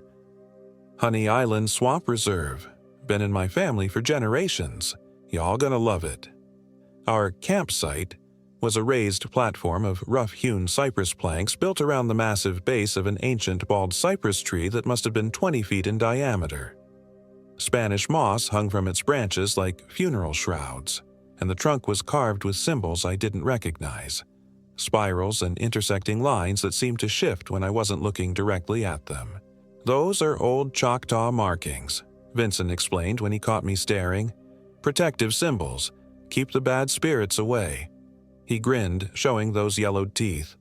"Most of the time." The platform had a fire pit in the center and sleeping areas marked out with military surplus sleeping bags. There was no shelter except what the tree canopy provided, and I could already see dark clouds gathering in the distance. Jake, ever the optimist, started organizing our gear while Sarah set up her laptop to document the experience. Becca wandered the perimeter, snapping photos of everything. "No cell service," she announced, holding her phone up toward the canopy. "Not even a single bar." "That's the point," Vincent said. He was assembling his camera on a tripod, the lens pointed directly at our sleeping area. "Total disconnection, raw human experience. Just you, nature, and whatever's watching from the trees." The way he said "whatever's watching" made my skin crawl. But before I could ask what he meant, the first drops of rain began to fall. Within minutes, it became a downpour that turned the swamp into a symphony of drumming water and creaking wood. We huddled under our rain gear around the fire pit, trying to keep dry while Vincent filmed us from inside a waterproof case he'd produced from nowhere. "Tell me about your fears," he said, his voice barely audible over the rain. "What scares you most about being out here?" "Getting lost," Sarah said immediately. "I've read about people disappearing in swamps like this, bodies never found." "Snakes," Jake added with a shudder. "Water moccasins, copperheads, something biting me in my sleep." "The isolation," Becca whispered, and I realized she was shaking despite her rain jacket. Being so far from help that screaming wouldn't matter. When Vincent turned the camera on me, I found myself staring directly into the lens. "I'm scared of trusting the wrong person," I said. "Of finding out too late that someone isn't who they claim to be." Vincent's grin widened. "Good," he said. "Fear keeps you honest." The rain stopped around midnight, but sleep was impossible. The swamp came alive after dark with sounds I'd never heard before. Splashing that was too rhythmic to be random. Calls that sounded almost human, and underneath it all, a low humming that seemed to come from the tree itself. Every time I started to drift off, something would brush against the platform below us, sending vibrations through the wood. Round 3 a.m., I gave up trying to sleep and sat up to tend the fire. That's when I noticed Jake's sleeping bag was empty. Not just empty, unzipped from the inside with his boots still sitting neatly beside it. "Jake," I whispered, not wanting to wake the others but increasingly concerned. Jake, you out there?" A splash came from somewhere in the darkness beyond our platform, followed by what sounded like laughter. Low, musical laughter that made the hair on my arms stand up. "Jake, this isn't funny, man. Where are you?" The laughter stopped abruptly, replaced by silence so complete it felt like the swamp was holding its breath. Then Jake's voice drifted across the water, distant and strangely flat. "I'm fine, Marcus. Just taking a piss. Go back to sleep." But something was wrong with his voice. The cadence was off, like someone reading phonetically from a script. And Jake never called me Marcus. It was always Mark or Chen, never my full name. I waited for him to return, staring into the impenetrable darkness beyond our fire's reach. Minutes passed. The humming from the tree grew louder, and I began to make out shapes in the cypress trunk's carved symbols. Faces, I realized. Dozens of human faces etched into the bark, their mouths open in silent screams. When Jake finally climbed back onto the platform, I almost cried out in relief. He looked normal. Same clothes, same build, same face. But he moved differently, with a fluid grace that Jake's gym-bulked frame had never possessed. And when he settled into his sleeping bag without a word, I caught a glimpse of his eyes in the firelight. They were completely black, reflecting the flames like oil. I didn't sleep for the rest of the night. Morning brought no relief. Jake seemed normal during breakfast, joking with Becca about her coffee addiction and helping Sarah organize her notes. But I noticed things. He ate his food without seeming to taste it, mechanically chewing and swallowing while staring at nothing. When Sarah asked him about his night hike, he paused for several seconds before answering. "Just needed air," he said finally. Felt claustrophobic. Jake had never shown any signs of claustrophobia. The man did CrossFit in converted shipping containers for fun. Vincent filmed everything, moving around our group like a predator circling prey. When I tried to catch his eye, to signal my concerns about Jake, he just smiled and adjusted his camera angle. "Today, we go deeper," Vincent announced after breakfast. "Gonna show you all the real swamp. Places tourists never see." We loaded into the John boat again, leaving most of our gear on the platform. The engine sputtered to life, and we began navigating through channels so narrow that Spanish moss brushed our faces. The water here was different. Not just dark, but somehow dense, like liquid shadow. Fish floated belly up along the banks, their eyes clouded white, and the air smelled of sulfur and decay. "This here's the dead water," Vincent said conversationally. "Named for obvious reasons. Used to be a battleground back in the 1800s. A lot of folks died here.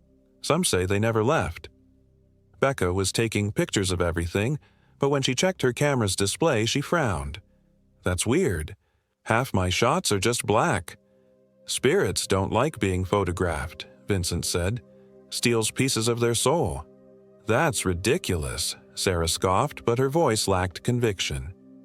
We reached our destination around noon, a small island dominated by the ruins of what looked like an antebellum mansion. The structure was mostly collapsed, with only a few walls and part of the foundation still standing.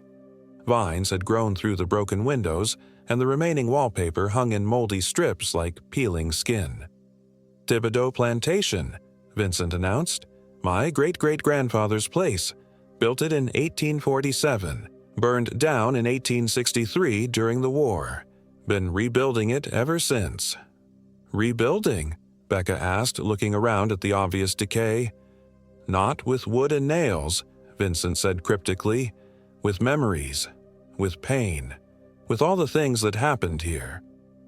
He led us through the ruins, pointing out features that were no longer there. The grand staircase, the ballroom, the slave quarters.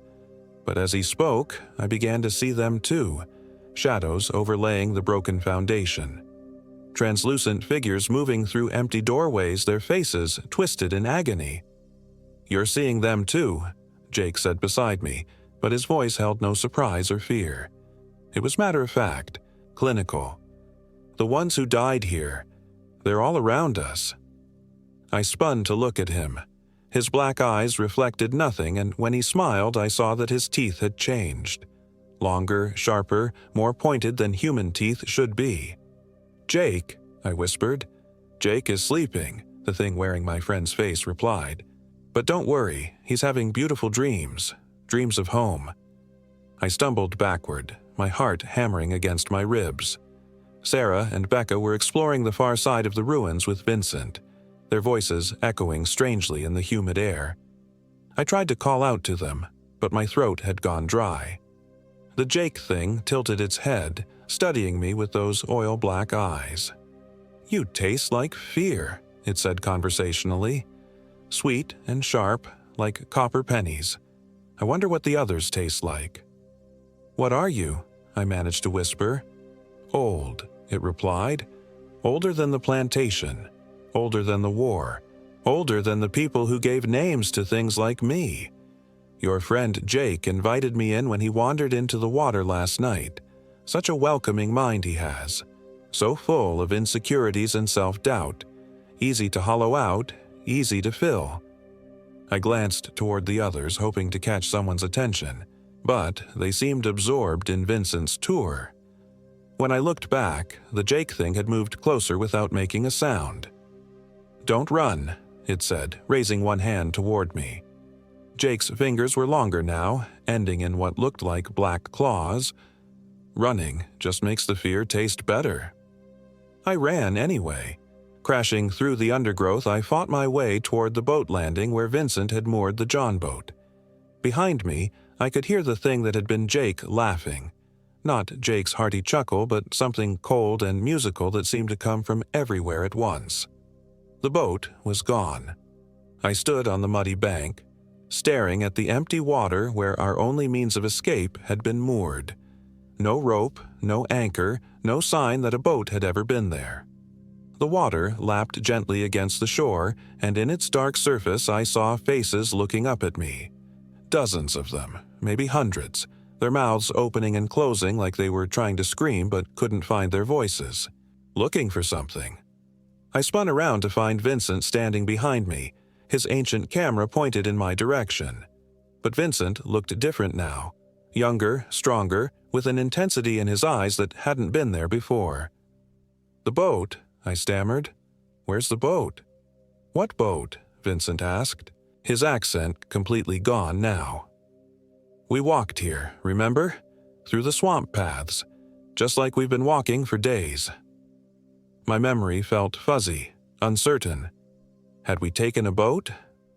The morning seemed distant, dreamlike, but I remembered the engine's cough, the narrow channels, the gradually darkening water. "You're confused," Vincent said gently. "It happens out here. The swamp plays tricks on the mind, makes you remember things that never happened, forget things that did." "Jake," I said. "Something's wrong with Jake." "Jake's fine. He's back at the ruins with the girls, exploring the old slave quarters. Found some interesting artifacts down there. Chains, mostly. Shackles. Amazing how well iron preserves in the right conditions." Vincent's camera whirred softly as it recorded, the sound like insects buzzing. I realized I hadn't seen him change the tape or check the battery level once since we'd arrived. The camera seemed to run on its own, feeding on whatever it captured. "I need to get back to the others," I said. "Of course you do." Vincent stepped aside, gesturing toward a path I hadn't noticed before. It was well worn, lined with white stones that gleamed in the filtered sunlight.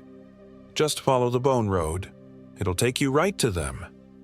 I hesitated. The stones weren't stones at all, I realized. They were fragments of skull and femur, carefully arranged to mark the path. But my alternatives were limited. The swamp stretched in all directions, an impenetrable maze of water and vegetation. At least the path led somewhere. The bone road wound through increasingly dense forest, past trees that grew too close together and Spanish moss that hung too low. The air grew thicker with each step, and I began to hear voices ahead, Sarah and Becca, talking excitedly about something they'd discovered. Their voices echoed strangely, as if coming from the bottom of a well. I emerged into a clearing where the ruins should have been, but instead found myself facing a perfectly intact antebellum mansion. 3 stories of white columns and wraparound porches, with warm yellow light glowing in every window. Sarah and Becca stood on the front steps, waving at me. "Mark," Sarah called, "come see what we found. It's incredible." They both looked wrong, too bright, too vivid, like someone had adjusted the saturation on a photograph. Their smiles were too wide, their eyes too bright, and when they moved, they left trailing after images like double-exposed film. "Where's Jake?" I asked as I approached the steps. "Inside," Becca said, her camera hanging forgotten around her neck. "He's helping with the restoration. We all are. It's such important work, preserving history." The front door stood open, revealing a grand foyer with a crystal chandelier and polished marble floors. But the chandelier was made of human bones, and the marble was stained dark with something that looked like dried blood. Music drifted from somewhere deeper in the house. A waltz played on what sounded like a harpsichord, accompanied by voices singing in harmony. "Come inside," Sarah said, extending her hand toward me. Her fingers were too long, just like the Jake things had been. "The party's just getting started." I backed away from the steps. "What happened to you? What happened to all of you?" "We remembered," Becca said dreamily. "We remembered who we really are, who we've always been. The swamp helped us remember." Behind them, in the mansion's doorway, Jake appeared. He looked more like himself now, but his movements were still wrong. Too fluid, too graceful. He wore a Confederate officer's uniform that should have been rotted rags but looked freshly pressed. "Marcus," he said, and his voice was his own again, warm and familiar.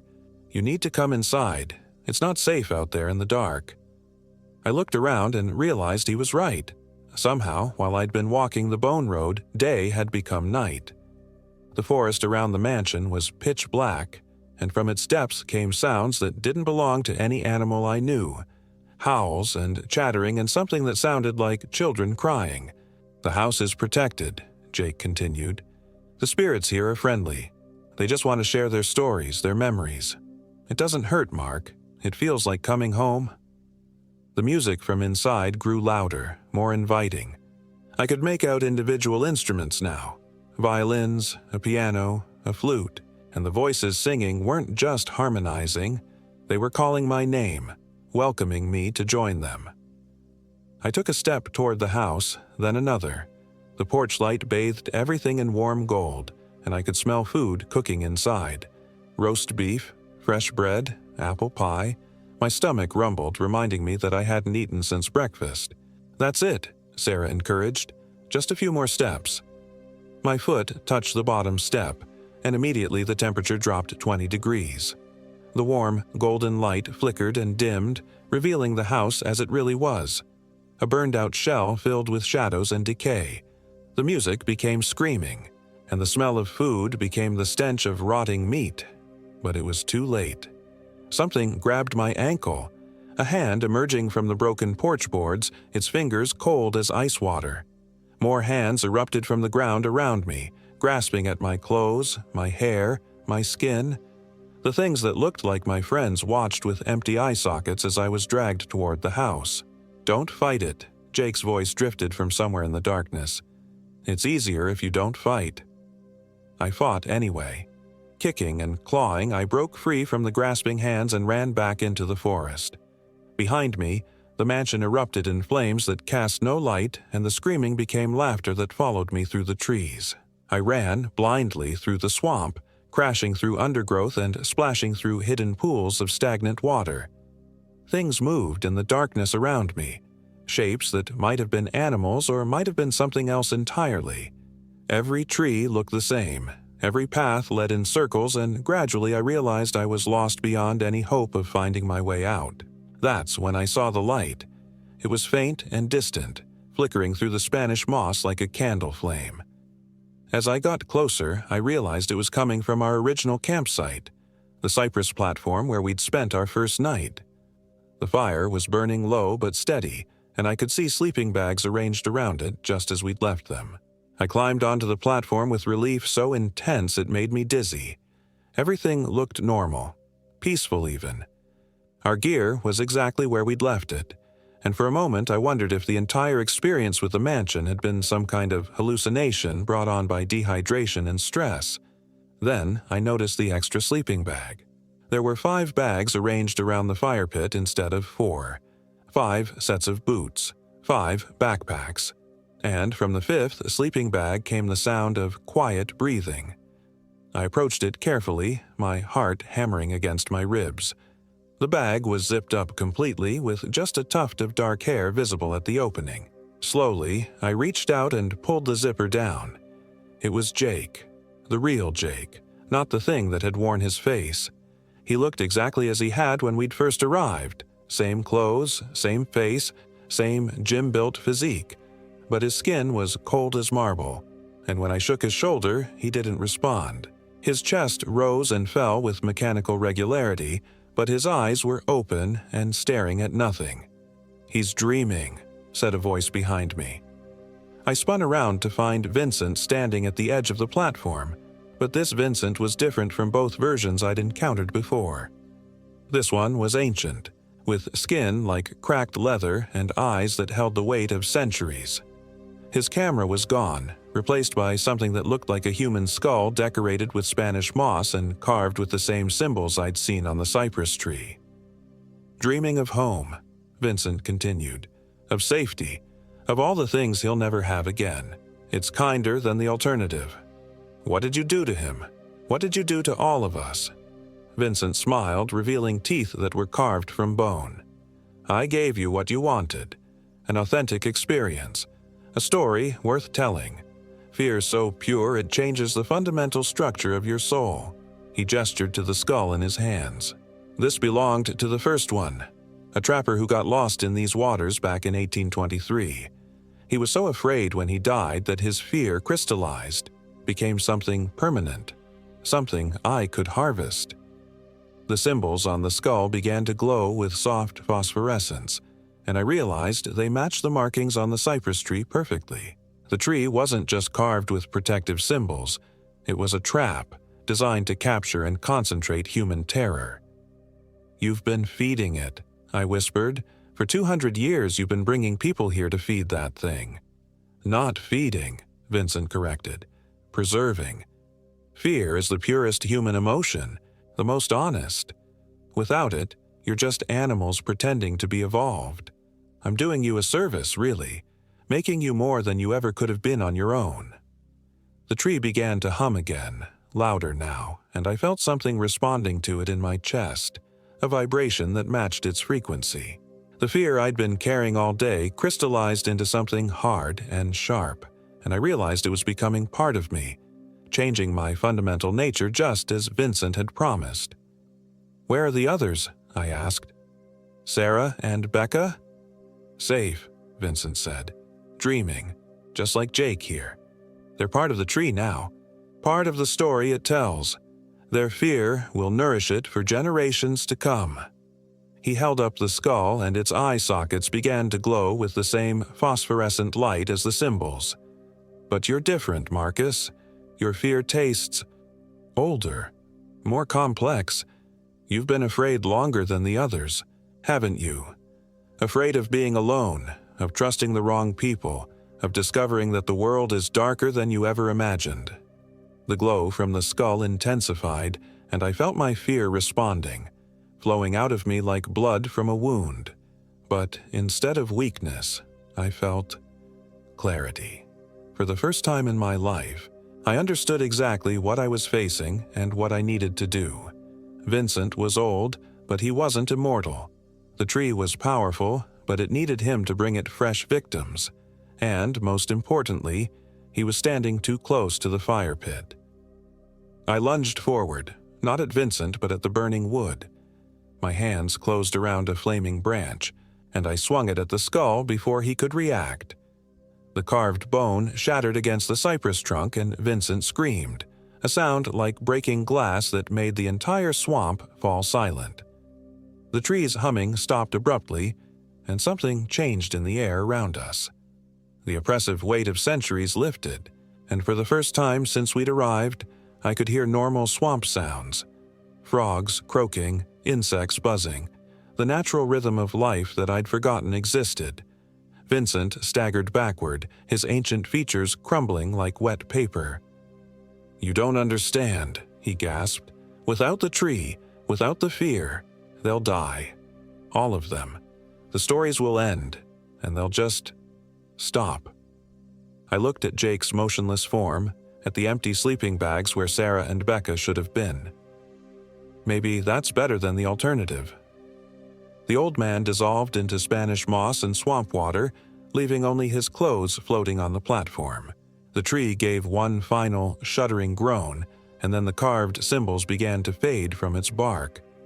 Jake drew a sharp breath and sat up, his eyes wide and confused. "Mark? What? Where are we? I had the strangest dream." Sarah and Becca materialized out of the darkness like ghosts becoming solid, stumbling onto the platform with dazed expressions. They were soaked with swamp water and covered in mud, but they were alive and themselves again. "I remember now," Sarah whispered. "We were exploring the ruins, and then everything went black. How long were we unconscious?" I checked my phone, surprised to find it had a signal again. The date showed we'd been missing for 3 days, though it felt like weeks. "Long enough," I said. "We need to get out of here." The John boat was tied to the platform exactly where it should have been, as if it had never moved. Vincent's camera equipment was gone, leaving no evidence that he'd ever existed except for our memories of him. We loaded our gear quickly and started the engine, eager to put distance between ourselves and the cypress tree. As we navigated back through the channels toward civilization, I kept looking over my shoulder at the tree. Its massive trunk rose from the dark water like an ancient monument, but the carved symbols were completely gone now, leaving only natural bark patterns. Whatever had lived there for 2 centuries was finally dead. Or so I hoped. We reported Vincent as missing when we reached the boat launch, but the authorities found no record of him ever existing. No permits, no business license, no social media profiles or tax records. The documentary project we'd all signed up for had vanished as completely as its creator, leaving us with nothing but our testimony and a shared experience that sounded insane when spoken aloud. The others have tried to move on, to treat the whole thing as some kind of shared psychotic episode brought on by swamp gas and stress. Sarah went back to her environmental blogging, Jake returned to his gym, and Becca developed all her photos from the trip only to find them completely blank, every single frame. But I know what really happened in the Honey Island swamp. And sometimes, late at night when I'm trying to sleep, I can still hear that ancient tree humming in the distance, calling me back to finish what we started. The fear Vincent cultivated in me is still there, crystallized into something permanent, and I know it always will be. Because some experiences change you at a fundamental level, rewiring the basic structure of who you are. And once you've felt that kind of pure, distilled terror, once you've looked into the abyss and realized it's looking back, you can never quite convince yourself that you're truly safe again. The swamp remembers everything. And now, so do I.